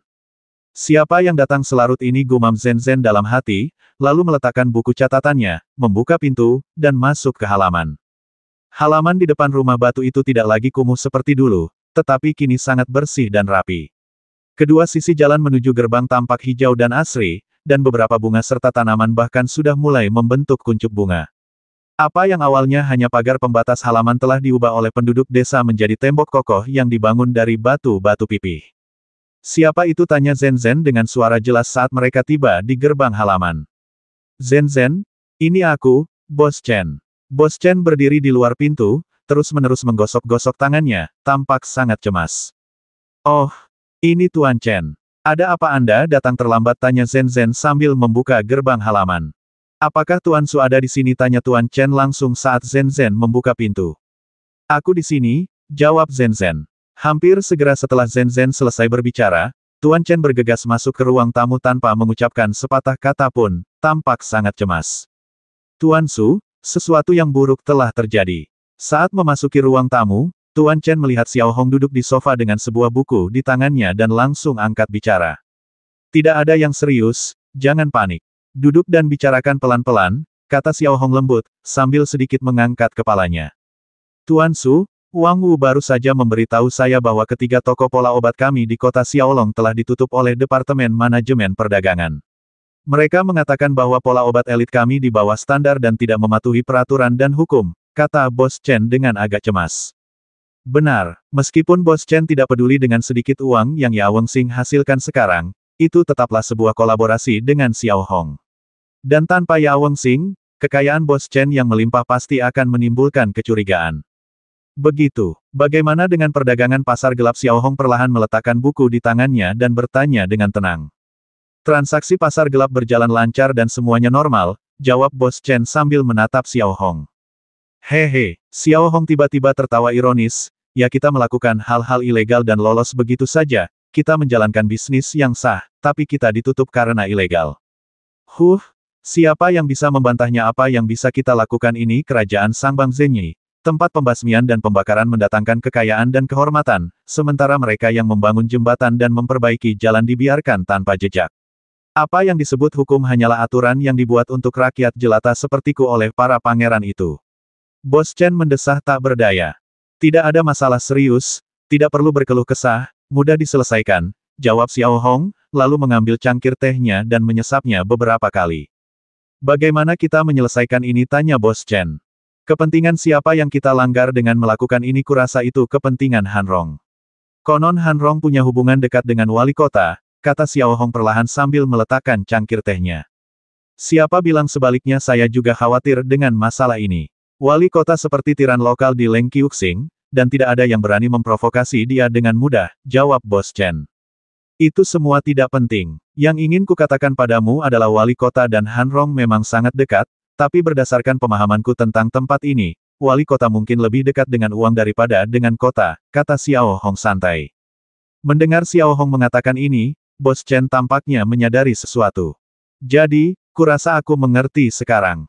Bos Chen mengangguk, matanya berbinar. Ketika Zhen Zhen, yang berdiri di sebelah Xiao Hong, mendengar kata wali kota, ekspresi aneh melintas di wajahnya, seolah-olah dia takut atau khawatir. Zhen Zhen, ada apa? Xiao Hong memperhatikan ekspresi Zhen Zhen yang tidak biasa dan bertanya dengan lembut. Tidak ada Zen Zen menggelengkan kepalanya pelan. Kalau kau lelah, istirahatlah dulu, kata Xiao Hong kepada Zen Zen, lalu mengalihkan pandangannya ke Bos Chen begini, aku akan menemanimu ke kota Xiaolong besok, dan kita akan pergi ke pasar gelap untuk mengumpulkan beberapa bahan. Ini, saya sungguh minta maaf merepotkan Anda lagi, Tuan Su, kata Bos Chen dengan sedikit malu, tetapi ia tidak menolak. Dengan bantuan Xiao Hong, situasinya tentu akan lebih mudah diselesaikan. Xiao Hong lalu tidak mengatakan apa-apa lagi dan memberi isyarat agar Bos Chen pergi. Setelah Bos Chen pergi, Xiao Hong perlahan memasuki ruang kerja. Setelah merenung sejenak, Xiao Hong membuka celah spasial, memproses material yang terkumpul, dan menyimpannya di lemari penyimpanan.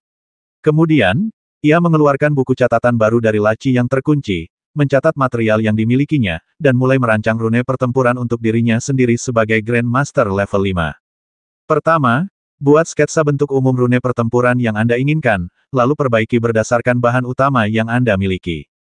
Dibandingkan dengan aliansi lain yang memiliki banyak bengkel rune sihir besar, di sini, meskipun terdapat gua binatang roh yang luas, masih ada beberapa keterbatasan dalam menciptakan rune pertempuran. Baru pada tengah malam Xiao Hong akhirnya berhasil menyusun ide umum rune pertempuran tingkat kelima untuk seorang Grandmaster. Bahan-bahan yang dibutuhkan berjumlah setidaknya 100, dan Xiao Hong saat ini memiliki sekitar 70. Ia perlu mengumpulkan lebih dari 20 lagi dari berbagai sumber. Lagi pula, meskipun gua binatang roh itu adalah gudang harta karun, mustahil untuk memiliki semua jenis material di dalamnya. Untungnya, sebagian besar material yang dibutuhkan adalah material tambahan, yang tidak dibatasi oleh tingkat kendali kekuatan. Pergi ke pasar gelap seharusnya bisa mengumpulkan semuanya. Saat malam berlalu dan pagi pun tiba, Xiao Hong terbangun dan mendapati Zen Zen sedang berjongkok di dapur, tampak lesu, dengan sedikit kesan tegang, gelisah, dan takut di matanya. Bahkan makanan yang dimasaknya sedikit gosong, dan dia tampak tidak fokus. Zen Zen, ada apa tingkahmu aneh sejak kemarin? Tanya Xiao Hong lembut setelah menggigit makanannya. Tidak apa-apa, Tuan Rambut Putih, jawab Zen Zen, lalu duduk di sebelah Xiao Hong dan mulai memakan makanannya sedikit demi sedikit. Tepat saat Xiao Hong dan Zen Zen sedang makan, serangkaian ketukan pelan terdengar dari luar pintu. Kemudian mereka melihat Bos Chen mendorong gerbang halaman dan masuk, membawa sebuah kotak kayu besar di tangannya, hanya diikuti oleh pengawalnya. Hei, ada apa dengan Zen Zen hari ini? Dia kelihatan kurang sehat, tanya Bos Chen dengan sedikit rasa ingin tahu, menyadari bahwa Zen Zen tidak segembira biasanya. Tidak apa-apa, Tuan Chen, jawab Zen Zen. Kalau kau tanya aku, itu karena kau selalu terkurung di rumah seharian. Bagaimana kalau begini, hari ini sempurna. Tuan Su dan aku akan pergi ke kota untuk urusan bisnis, dan kami akan mengajakmu bersantai. Percayalah, kota Xiaolong sangat menyenangkan, kata Bos Chen sambil tersenyum. Aku tidak mau pergi. Wajah Zen Zen tiba-tiba memucat, dan ia segera melambaikan tangannya, memberi kesan bahwa kota Xiaolong adalah mimpi buruknya. Pada saat ini, Xiao Hong telah selesai makan nasi di mangkuknya. Silakan saja, jalan-jalan itu hal yang baik, jangan ditahan, kata Xiao Hong merendahkan ekspresinya dan berkata dengan nada yang tidak menoleransi penolakan. Mendengar Xiao Hong berkata demikian, Zen Zen tidak berani menolak terlalu banyak, tetapi dia masih tampak sedikit gelisah. Zen Zen, jangan takut. Tidak apa-apa. Dengan Tuan Su di sisimu, apa yang perlu kau takutkan? Bos Chen berkata sambil tersenyum, seolah-olah dia juga menyadari bahwa Zen Zen tampaknya memiliki beberapa keraguan tentang Xiaolong Cheng. Oh, gumam Zen Zen dari tenggorokannya, lalu mengangguk sedikit. Setelah itu, Xiao Hong tidak berlama-lama. Ia segera merapikan, lalu membawa Zen Zen keluar dari rumah batu, dan memasuki kereta binatang roh milik Bos Chen. Setelah menempuh perjalanan lebih dari setengah jam, Xiao Hong, Zen Zen, dan Bos Chen beserta rombongan memasuki kota Xiaolong. Wang Wu, sambil membawa material pola sihir, menuju pasar gelap, sementara Xiao Hong mengikuti arahan Bos Chen dan menuju gedung kantor pemerintahan. Dibandingkan dengan gedung perkantoran Xiao Hong yang kumuh di Kabupaten Caspian, gedung pemerintahan kota Xiaolong, yang tidak terlalu ramai, jauh lebih mengesankan. Gedung itu merupakan bangunan raksasa 10 lantai, dikelilingi oleh halaman yang luas. Halaman itu dilapisi lempengan batu yang indah, dan deretan mobil mewah bermotif magis terparkir rapi di halaman seluas hampir 2000 meter persegi itu. Di samping gerbang halaman yang megah, beberapa prajurit berdiri tegak sambil memegang senjata berpola ajaib. Melihat Bos Chen dan kelompoknya mendekat, Mata prajurit itu berkilat dingin saat ia berteriak tajam, siapa di sana keluar. Sepanjang jalan, Xiao Hong sudah menjelaskan semuanya kepada Bos Chen. Meskipun Bos Chen merasa tidak nyaman, ia tetap siap melaksanakan instruksi Xiao Hong. Tuan-tuan, saya di sini untuk menemui wali kota Han untuk urusan bisnis. Bisakah Anda memberitahu beliau? Bos Chen mengangguk, membungkuk, dan berkata dengan hormat. Meskipun Bos Chen sekarang bernilai puluhan ribu koin emas, ia tetap tidak bisa menghilangkan sikap seorang pengusaha kecil. Wali kota, kau pikir orang sepertimu bisa menemui wali kota kapanpun kau mau keluar dari sini, kalian semua. Kata seorang prajurit dengan nada kesal, nadanya penuh teguran. Ada hal mendesak yang harus saya bicarakan dengan wali kota, dan saya harap Anda mau bermurah hati, pinta Bos Chen dengan sungguh-sungguh. Ia lalu mengeluarkan 2 koin emas berkilau dari sakunya, memperlihatkannya di depan prajurit itu, lalu diam-diam menyelipkannya ke dalam saku prajurit itu dengan 2 suara nyaring. Melihat ke arah prajurit itu lagi, melihat tindakan dan sikap murah hati Bos Chen, raut wajahnya yang dingin melunak drastis. Jika kau ingin mengatakan sesuatu, seharusnya kau mengatakannya lebih awal. Setelah berbicara, prajurit itu berbalik, mengucapkan beberapa patah kata melalui rune sihir komunikasi, lalu memberi isyarat agar Tuan Chen dan yang lainnya masuk. Ia juga memberitahu mereka lantai berapa dan di mana kantor wali kota berada. Dibandingkan sebelumnya, ia menjadi jauh lebih antusias. Setelah diberitahu oleh para prajurit bahwa Xiao Hong, Bos Chen, dan yang lainnya adalah individu, mereka langsung pergi ke lantai 5, bertukar beberapa kata dengan sekretaris wanita, dan memberinya koin emas. Baru setelah itu, sekretaris wanita itu mengantar Bos Chen dan yang lainnya ke kantor wali kota. Pada saat ini, Han Sangde sedang duduk di kursi kantor yang sangat mewah dan besar, tubuhnya yang gemuk sedikit bersandar di sandaran kursi, memegang secangkir teh di tangannya, yang mengeluarkan aroma harum, dengan ekspresi santai di wajahnya. Wali kota Han, halo, halo. Saya pemilik apotek Chen. Saya di sini hari ini untuk menyampaikan belasungkawa. Bos Chen mengepalkan tangannya dan membungkuk kepada Han Sangde, wajahnya penuh sanjungan. Namun, di dalam hatinya, ia dipenuhi dengan kebencian yang tak berujung. Bos Chen tahu betul bahwa semua ini adalah akibat dari hubungan gelap Han Sangde dan Han Rong. Tapi apa boleh buat, dia harus bersikap begitu patuh di sini, tapi apapun yang terjadi, dia tidak boleh menyinggung tuannya. Oh, ini Tuan Chen. Ada apa? Han Sangde perlahan meletakkan cangkir tehnya dan tersenyum ramah. Toko saya tutup kemarin, ya semoga wali kota Han bisa lebih lunak. Usaha kecil tidak akan tahan dengan masalah seperti ini, kata Pak Chen ramah. Sebaliknya, Xiao Hong, yang berdiri di belakang Bos Chen, bersikap seperti pengikut, tetap diam dan mendengarkan dengan penuh perhatian. Toko Anda ditutup karena pola pengobatan yang Anda jual ilegal. Saya tidak ingin ada warga di kota Xiaolong, yang berada di bawah yurisdiksi saya, mengalami kecelakaan karena mereka menggunakan pola pengobatan di bawah standar, kata Han Sangde perlahan, sambil memasang wajah penuh wibawa dan hormat. Wali kota memang benar menegur kami. Tenang saja, mulai sekarang, toko kami akan menguji pola obat secara ketat. Kami hanya berharap wali kota Han bersikap lunak. Bos Chen menahan amarahnya dan berkata sambil tersenyum. Ia kemudian meletakkan kotak kayu itu di depannya dan membukanya dengan hati-hati. Di dalamnya, selain 1000 koin emas yang berkilauan, terdapat 2 pola penyimpanan emas senilai masing-masing 500 koin emas, yang jika digabungkan berjumlah 2000 koin emas. Intensitas dampak visual tersebut terbukti dengan sendirinya.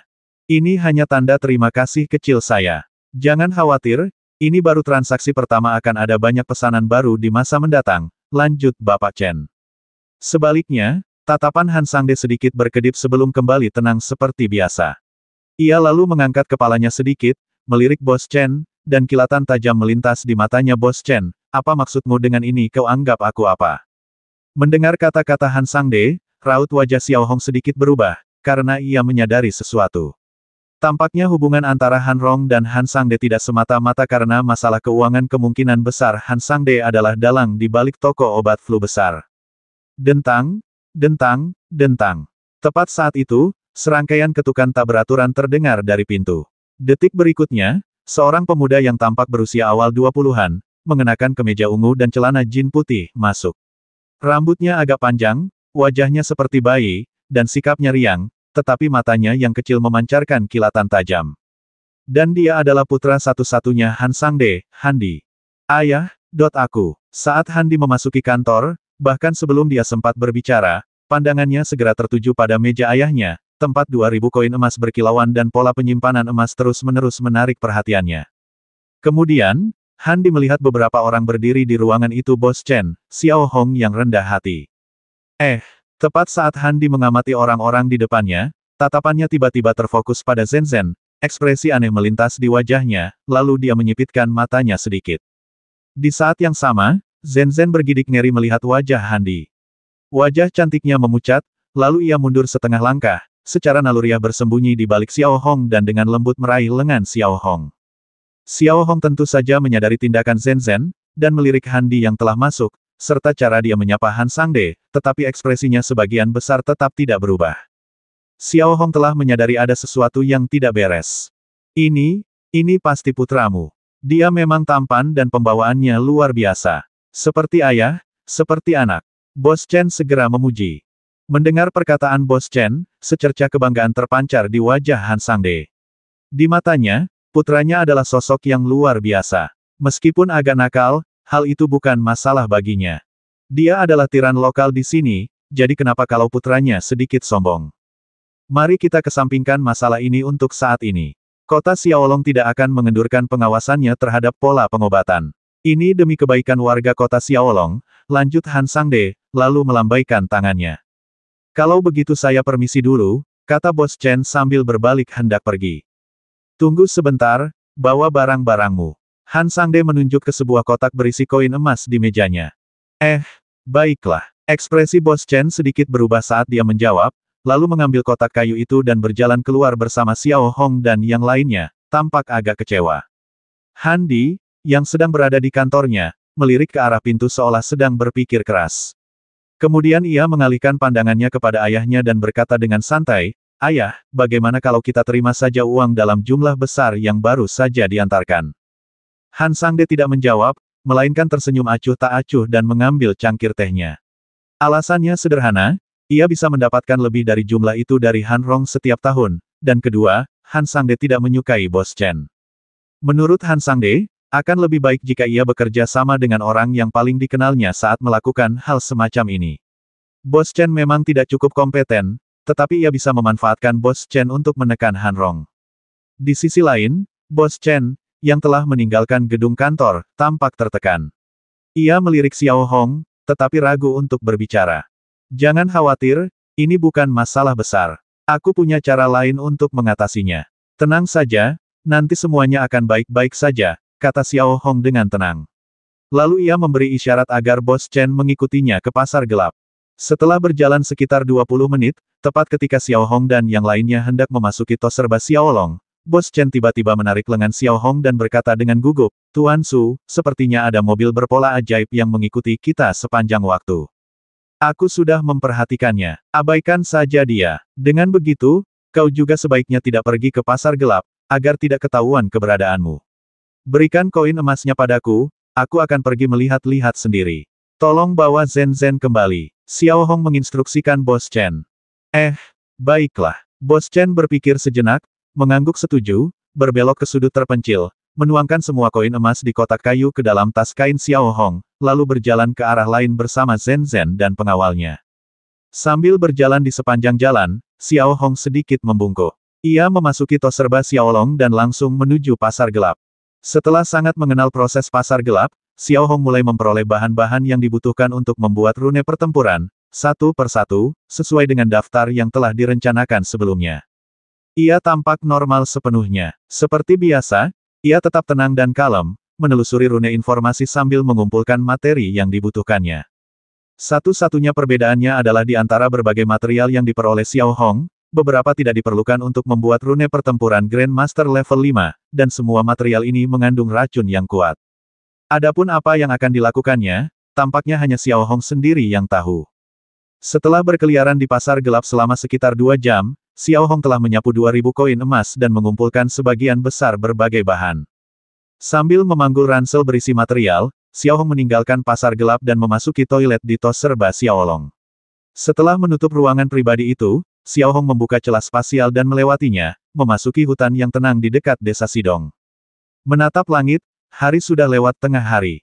Xiao Hong tidak berhenti dan terus berjalan menuju rumah batunya. Namun, Tepat ketika Xiao Hong tiba di kaki bukit, ia menemukan 3 mobil bermotif sihir terparkir di jalan setapak menuju rumah batu. Salah satunya adalah mobil sport bermotif sihir hitam yang telah mengikutinya dari kota Xiaolong. Bodi mobil hitam itu dihiasi garis-garis oranye. Melihat pemandangan ini, raut wajah Xiao Hong sedikit berubah, dan tatapannya langsung waspada. Ia lalu mempercepat langkahnya dan menuju ke rumah batunya sendiri. Begitu tiba di tengah gunung, Xiao Hong dapat melihat dengan jelas bahwa ada lebih dari 20 pemuda berusia 20-an di halaman rumah batu, dengan Han Di memimpin jalan. Semua anak muda di belakangnya mengenakan pakaian bagus, mata mereka penuh dengan kegelisahan dan permusuhan. Pengawal Tuan Chen tergeletak di tanah, wajahnya berlumuran darah.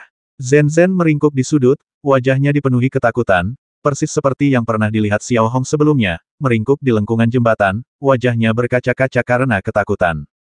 Di sisi lain, Bos Chen sudah mulai berusaha tetap tenang, dengan senyum memuja di wajahnya. Ia menggunakan tubuhnya untuk menghalangi Zhen Zhen, lalu berkata dengan suara sedikit gemetar, "Tuan muda, kumohon jangan lakukan ini. Kumohon, berilah orang tua ini sedikit muka. Memberimu muka-muka apa maksudmu biar kukatakan, tak ada wanita yang tak bisa kudapatkan. Kalau kau tahu apa yang terbaik untukmu, minggirlah." Wajah Han Di dipenuhi kedengkian arogan sambil menunjuk hidung Bos Chen. Saat ini, Bos Chen sangat gugup, tetapi masih tersenyum. Zhen Zhen ini adalah seseorang yang diminta Xiao Hong untuk dijaga, dan jika terjadi sesuatu padanya, Bos Chen akan bertanggung jawab. Baiklah, saya akan mengabaikan perasaan kalian, tuan-tuan. Ini, kata Bos Chen, cepat-cepat merogoh sakunya dan meraba kantong uangnya. Ini 50 koin emas dan 200 koin emas.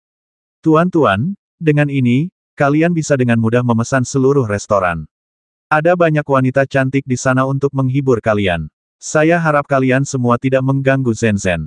Setelah berbicara, Bos Chen mengepalkan tangannya dan membungkuk berulang kali, merasa gelisah. Namun, ia tak bisa berbuat apa-apa. 20 orang di hadapannya semuanya adalah tuan muda kaya atau keturunan keluarga terpandang, apalagi Han Di. Han Di melirik koin emas di tangan Bos Chen, lalu menatap wajah Zhen Zhen yang ketakutan, tidak menunjukkan simpati sedikitpun. Kau cukup pintar untuk tahu apa yang baik untukmu, aku akan memberimu sedikit muka hari ini, kata Han Di, meraih kantong uang lalu melirik ke arah sekitar 20 orang di belakangnya. Lalu lihatlah saat orang-orang ini berbalik dan pergi. Saat keluar dari halaman dan melihat Xiao Hong, Han Di tidak menunjukkan tanda-tanda ketakutan. Pah, Han Di melirik Xiao Hong, meludah ke tanah, lalu mengobrol dan tertawa bersama temannya saat mereka menuruni gunung. Di sisi lain, kaki Tuan Chen melemah dan ia terjatuh ke tanah, dahinya dipenuhi keringat dingin. Melihat Zhen Zhen baik-baik saja, Xiao Hong merasa sedikit lega. Ia melirik Han Di dan yang lainnya yang telah pergi, ekspresinya tidak berubah. Ia langsung menghampiri Bos Chen dan bertanya, "Ada apa?" "Oh, Tuan Su, akhirnya Anda kembali." Ketika Bos Chen melihat Xiao Hong, raut lega terpancar di wajahnya. Ia lalu menceritakan semua yang baru saja terjadi kepada Xiao Hong. Ternyata rumah Zhen Zhen sebelumnya adalah di Xiaolongcheng. Ketika ia berusia 12 tahun, orang tuanya meninggal dalam sebuah kecelakaan, meninggalkannya sendirian. Ia mencari nafkah dengan bekerja serabutan di sebuah restoran. 3 tahun yang lalu, Han Di melihatnya dan, melihat kecantikannya yang luar biasa, mencoba memanfaatkannya. Namun, Zhen Zhen melawan dengan keras dan menolak untuk menyerah. Marah besar, Han Di mengumpulkan beberapa rekannya, menggunakan besi panas untuk merusak wajah Zhen Zhen, lalu pergi. Setelah itu, Zhen Zhen tidak bisa lagi bekerja di restoran, jadi dia mengembara ke desa Sidong. Pada titik ini, Bos Chen dipenuhi dengan kemarahan yang benar mereka hanyalah sekelompok binatang buas. Xiao Hong berjongkok di samping pengawal Bos Chen, memeriksa dan mengobati lukanya, lalu bertanya, "Bukankah komando garnisun akan menangani ini? Ayah Han Di adalah wali kota Han. Apakah menurutmu komando garnisun akan peduli, mengingat pekerjaan mereka sendiri?" pinta Bos Chen. "Oh," jawab Xiao Hong singkat, tanpa amarah di wajahnya. Ia memeriksa pengawal itu dengan saksama dan, setelah memastikan luka-lukanya hanya luka ringan, memberinya pil pengisi darah. Kemudian, ia mengambil obat penyembuh dan menggunakannya untuk menyembuhkan luka-lukanya. "Apakah semuanya baik-baik saja Tuan Chen? Anda bisa kembali bekerja sekarang." "Jangan khawatir, semuanya akan baik-baik saja," kata Xiao Hong kepada Tuan Chen sambil membantu pengawal itu berdiri. "Kalau begitu, Tuan Su, sebaiknya Anda berhati-hati. Saya rasa binatang-binatang itu masih akan menghantui Anda setelah beberapa saat, saran Bos Chen dengan ramah sebelum membantu pengawalnya perlahan pergi. Saat Tuan Chen dan pengawalnya berjalan menjauh, Xiao Hong kembali menatap Zhen Zhen. Keceriaan Zhen Zhen beberapa hari yang lalu telah sirna, digantikan oleh rasa takut. Tubuhnya yang gemetar seakan kembali ke mimpi buruk beberapa tahun yang lalu. Zhen Zhen, masuklah. Xiao Hong dengan hati-hati mengangkat tubuh Zhen Zhen yang ringan dan berkata lembut. Ia kemudian menggunakan kakinya untuk membuka pintu. Pada saat ini, Xiao Hong akhirnya mengerti mengapa Zhen Zhen bereaksi seperti itu ketika wali kota Han dan Xiao Longcheng disebutkan. Hampir pada saat Xiao Hong menutup pintu, air mata Zhen Zhen mengalir tak berdaya, seolah-olah dia kembali ke masa lalu yang tak tertahankan sekali lagi. Tuan rambut putih, aku sangat takut, gumam Zhen Zhen sambil menangis. Sikap kelinci kecilnya yang ceria seperti biasanya telah hilang sepenuhnya, dan luka di hatinya yang baru saja mulai sembuh kembali terkoyak dengan kejam. Xiao Hong meletakkan Zhen Zhen di sofa, mengambil tisu, lalu menyeka lembut pipi Zhen Zhen yang basah oleh air mata, lalu menenangkannya dengan lembut, tidak apa-apa, kamu akan baik-baik saja mulai sekarang. Setelah berkata demikian, Xiao Hong meletakkan tasnya perlahan-lahan di sudut ruangan, lalu berjalan keluar tanpa suara sambil meletakkan kedua tangannya di belakang punggung. Sementara itu, Han Di dan rekan-rekannya sudah melesat keluar dari desa Sidong dengan kecepatan yang sangat tinggi. 3 mobil berpola sihir, 2 besar dan 1 kecil, praktis melaju dengan ugal-ugalan di jalan. Jika ada pengemudi yang tidak puas, mereka akan langsung menariknya keluar dan menghajarnya, bertindak tanpa kendali. Bos, apa kita benar-benar akan melepaskan gadis itu? Kalau begitu, catatanmu tentang memanfaatkan gadis manapun yang kau suka akan rusak. Seorang pria bermata licik duduk di kursi penumpang berkata. Dia adalah putra bungsu Han Rong, Han Jiang, dan dia tersenyum lebar. Kita biarkan saja dia lolos untuk saat ini. 250 koin emas itu jumlah yang tidak sedikit. Kenapa tidak menghasilkan uang sebanyak ini? Masih banyak waktu. Gadis kecil itu tidak akan lolos. Han Di mencibir, kecepatan mobilnya sudah mencapai 200 km per jam. Dan yang mengejutkan, wajah gadis itu tidak rusak sama sekali, malah lebih kenyal daripada sebelumnya. Han Jiang menimpali. Han Di tidak berkata apa-apa lagi, hanya sedikit melengkungkan sudut bibirnya, dan langsung mengemudikan mobil berpola ajaib itu ke jalan setapak hutan yang sepi. Ia harus memperlambat laju mobilnya. Benar, meskipun Han Di gila, ia belum sampai pada titik putus asa. Namun, tepat ketika Han Di dan rombongan konvoi berpola sihirnya memasuki kedalaman jalan setapak, raut wajah Han Di tiba-tiba berubah. Ia melihat sebatang pohon menjulang tinggi di pinggir jalan perlahan miring ke samping sebelum tumbang dengan keras, menghalangi jalan hutan dan memotongnya. Detik berikutnya, Xiao Hong, berpakaian sipil, berjalan perlahan keluar dari hutan dengan tangan di belakang punggung. Ia berdiri di depan sebuah pohon besar dengan tangan di belakang punggung, menghadap 3 kereta berpola sihir yang mendekat dengan kecepatan tinggi. Ekspresinya tenang, dan ia mengulurkan tangan pucatnya untuk mengangkat kacamata besarnya. Biasanya, Han Di akan langsung menabrak warga sipil yang menghalangi jalannya tanpa berpikir 2 kali. Namun, pohon lebat di belakang Xiao Hong membuat Han Di ragu. Orang pembawa sial, Han Di melirik pohon-pohon tumbang dan Xiao Hong yang berpakaian preman, lalu tak kuasa menahan diri untuk berseru jengkel. Saat berikutnya, ketiga kendaraan berpola ajaib itu berhenti satu demi satu. Han Di tentu saja pernah melihat wajah Xiao Hong sebelumnya, baik di kantor ayahnya maupun tadi. Ia hanya tidak menyangka pria yang sebelumnya diam saja ini berani melakukan hal senekat itu. Orang pembawa sial, apa kau sudah bosan hidup? Beraninya kau menghalangi jalanku ke sini? Turun dari kereta berpola sihir, Han Di yang sudah sangat arogan, melotot marah ke arah Xiao Hong. Sementara itu, di belakang Han Di, rekan-rekannya juga turun dari kendaraan berpola ajaib itu.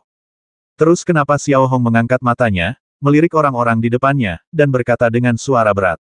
Tatapannya yang tenang sudah samar-samar menunjukkan niat membasmi. Mendengar kata-kata Xiao Hong, Han Di tiba-tiba mengeluarkan suara seperti itu.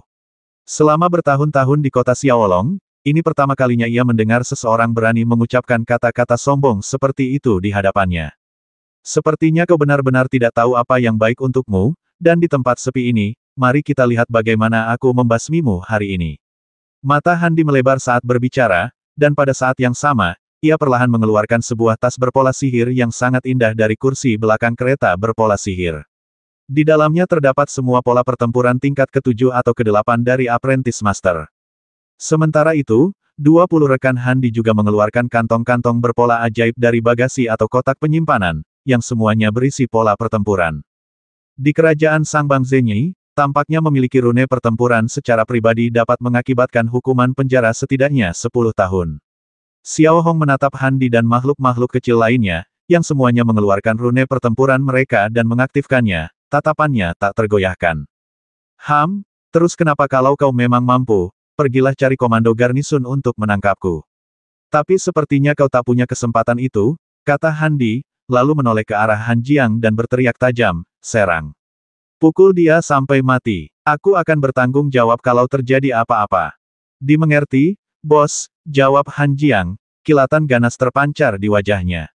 Ia lalu perlahan menghunus pedang ibel level 5-nya, mempercepat langkahnya, mengangkat pedang ibel itu, dan menebas langsung ke kepala Xiao Hong. Jelas, serangan ini ditujukan untuk membasminya. Menghadapi pemandangan ini, wajah Xiao Hong tidak menunjukkan keganasan. Ia tetap tenang dan tidak bergerak. Aku telah membasmi banyak orang. Aku datang ke planet ini dengan harapan untuk beristirahat, tetapi sepertinya itu tidak akan terjadi sekarang. Setelah berbicara, Xiao Hong perlahan mengangkat tangannya dan mematahkan dahan kecil dari pohon tumbang di belakangnya. Ranting itu setebal jari kelingking dan panjangnya 1 meter, sangat biasa. Tepat saat pedang ibel Han Jiang mulai menebas Xiao Hong, tangan Xiao Hong yang memegang tongkat kayu tiba-tiba mengayun ke atas. Klik, dentang. Tepat saat tongkat kayu kecil di tangan Xiao Hong menghantam bilah pedang berpola sihir, suara renyah terdengar, dan tongkat kayu kecil di tangan Xiao Hong telah mengiris bilah pedang berpola ibel level 5 menjadi 2 bagian. Sebelum ada yang sempat bereaksi, Xiao Hong tak bergerak sedikit pun. Ia mengayunkan tongkat kayunya secara horizontal dalam sekejap mata, begitu cepat hingga hampir mustahil dilihat orang biasa. Tongkat kayu di tangan Xiao Hong, berlumuran darah, langsung menebas leher Han Jiang. Detik berikutnya, mata Han Jiang yang awalnya tajam membeku di rongganya. Tubuhnya yang sedikit melompat melesat melewati Xiao Hong dan menabrak batang pohon horizontal. Kepala di lehernya perlahan terpisah dari tubuhnya, dan luka di lehernya bahkan lebih halus daripada luka akibat pisau pola ajaib. Engah! Kemudian darah mengucur deras dari leher Han Jiang, dan Han Jiang pun tak bernyawa lagi. Melihat kejadian ini, Handi yang sedari tadi berteriak-teriak, benar-benar tercengang.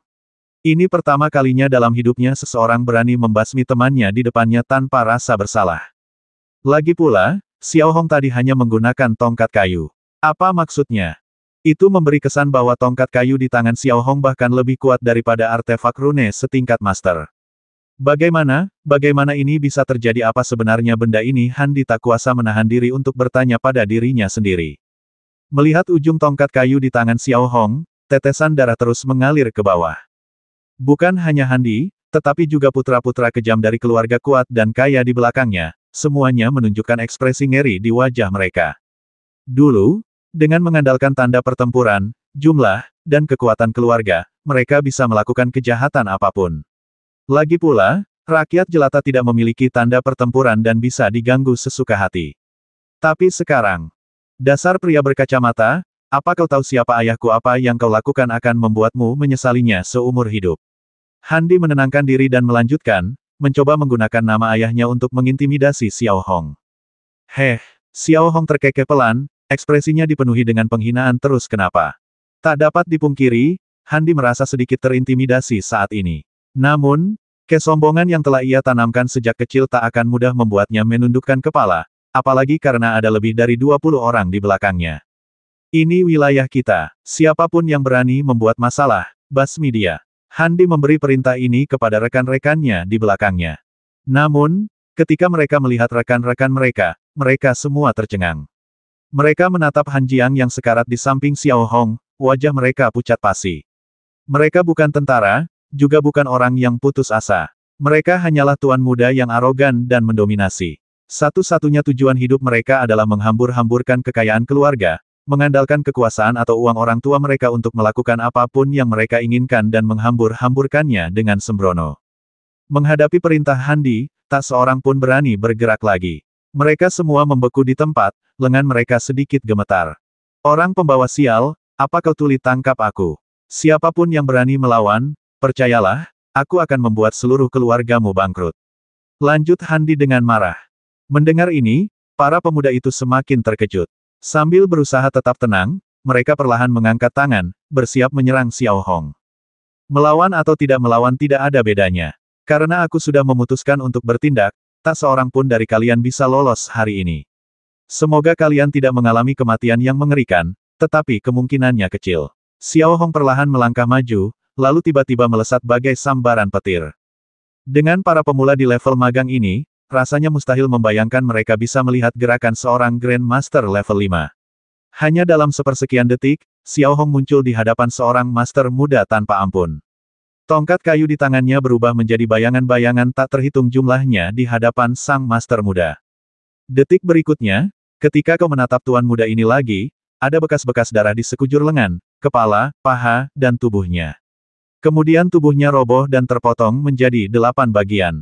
Handi dan yang lainnya yang berdiri di dekatnya merasakan hawa dingin menjalar di tulang punggung mereka saat melihat pemandangan ini. Mereka samar-samar merasa telah menyinggung seseorang yang seharusnya tidak mereka hina. Orang berpakaian preman itu sama sekali bukan orang biasa. Akan tetapi, saat orang-orang itu mulai merasa takut dan menyadari bahwa nyawa mereka dalam bahaya, Xiao Hong sudah muncul di depan seorang pemuda lain, dan tanpa berkata apa-apa, mencengkeram kepalanya dan meremukkannya. Dalam sekejap mata, kurang dari semenit berlalu, dan lebih dari 20 rekan Handi tewas mengenaskan di jalan setapak hutan. Seluruh tanah berlumuran darah. Tak satu pun jasad utuh, beberapa kepala hancur, sementara yang lain tercabik-cabik. Hanya Handi yang tersisa. Melihat Xiao Hong yang berlumuran darah dan tampak seperti ibel, Handi berdiri tak bergerak, pikirannya kosong. Ia merasakan kulit kepalanya kesemutan, tubuhnya dingin, dan bulu kuduknya berdiri. Ketakutan yang tak berujung, mulai menjalar di hati Handi. Ia menyadari bahwa kekuatan Xiao Hong jauh dari kata remeh, dan ia semakin memahami bahwa Xiao Hong akan melancarkan pembantaian. Kau menjauhlah. Kukatakan padamu, kalau kau berani menyentuhku, ayahku tak akan membiarkanmu lolos begitu saja. Handi tergagap saat Xiao Hong menghampirinya, kesombongannya yang dulu hilang sepenuhnya. 730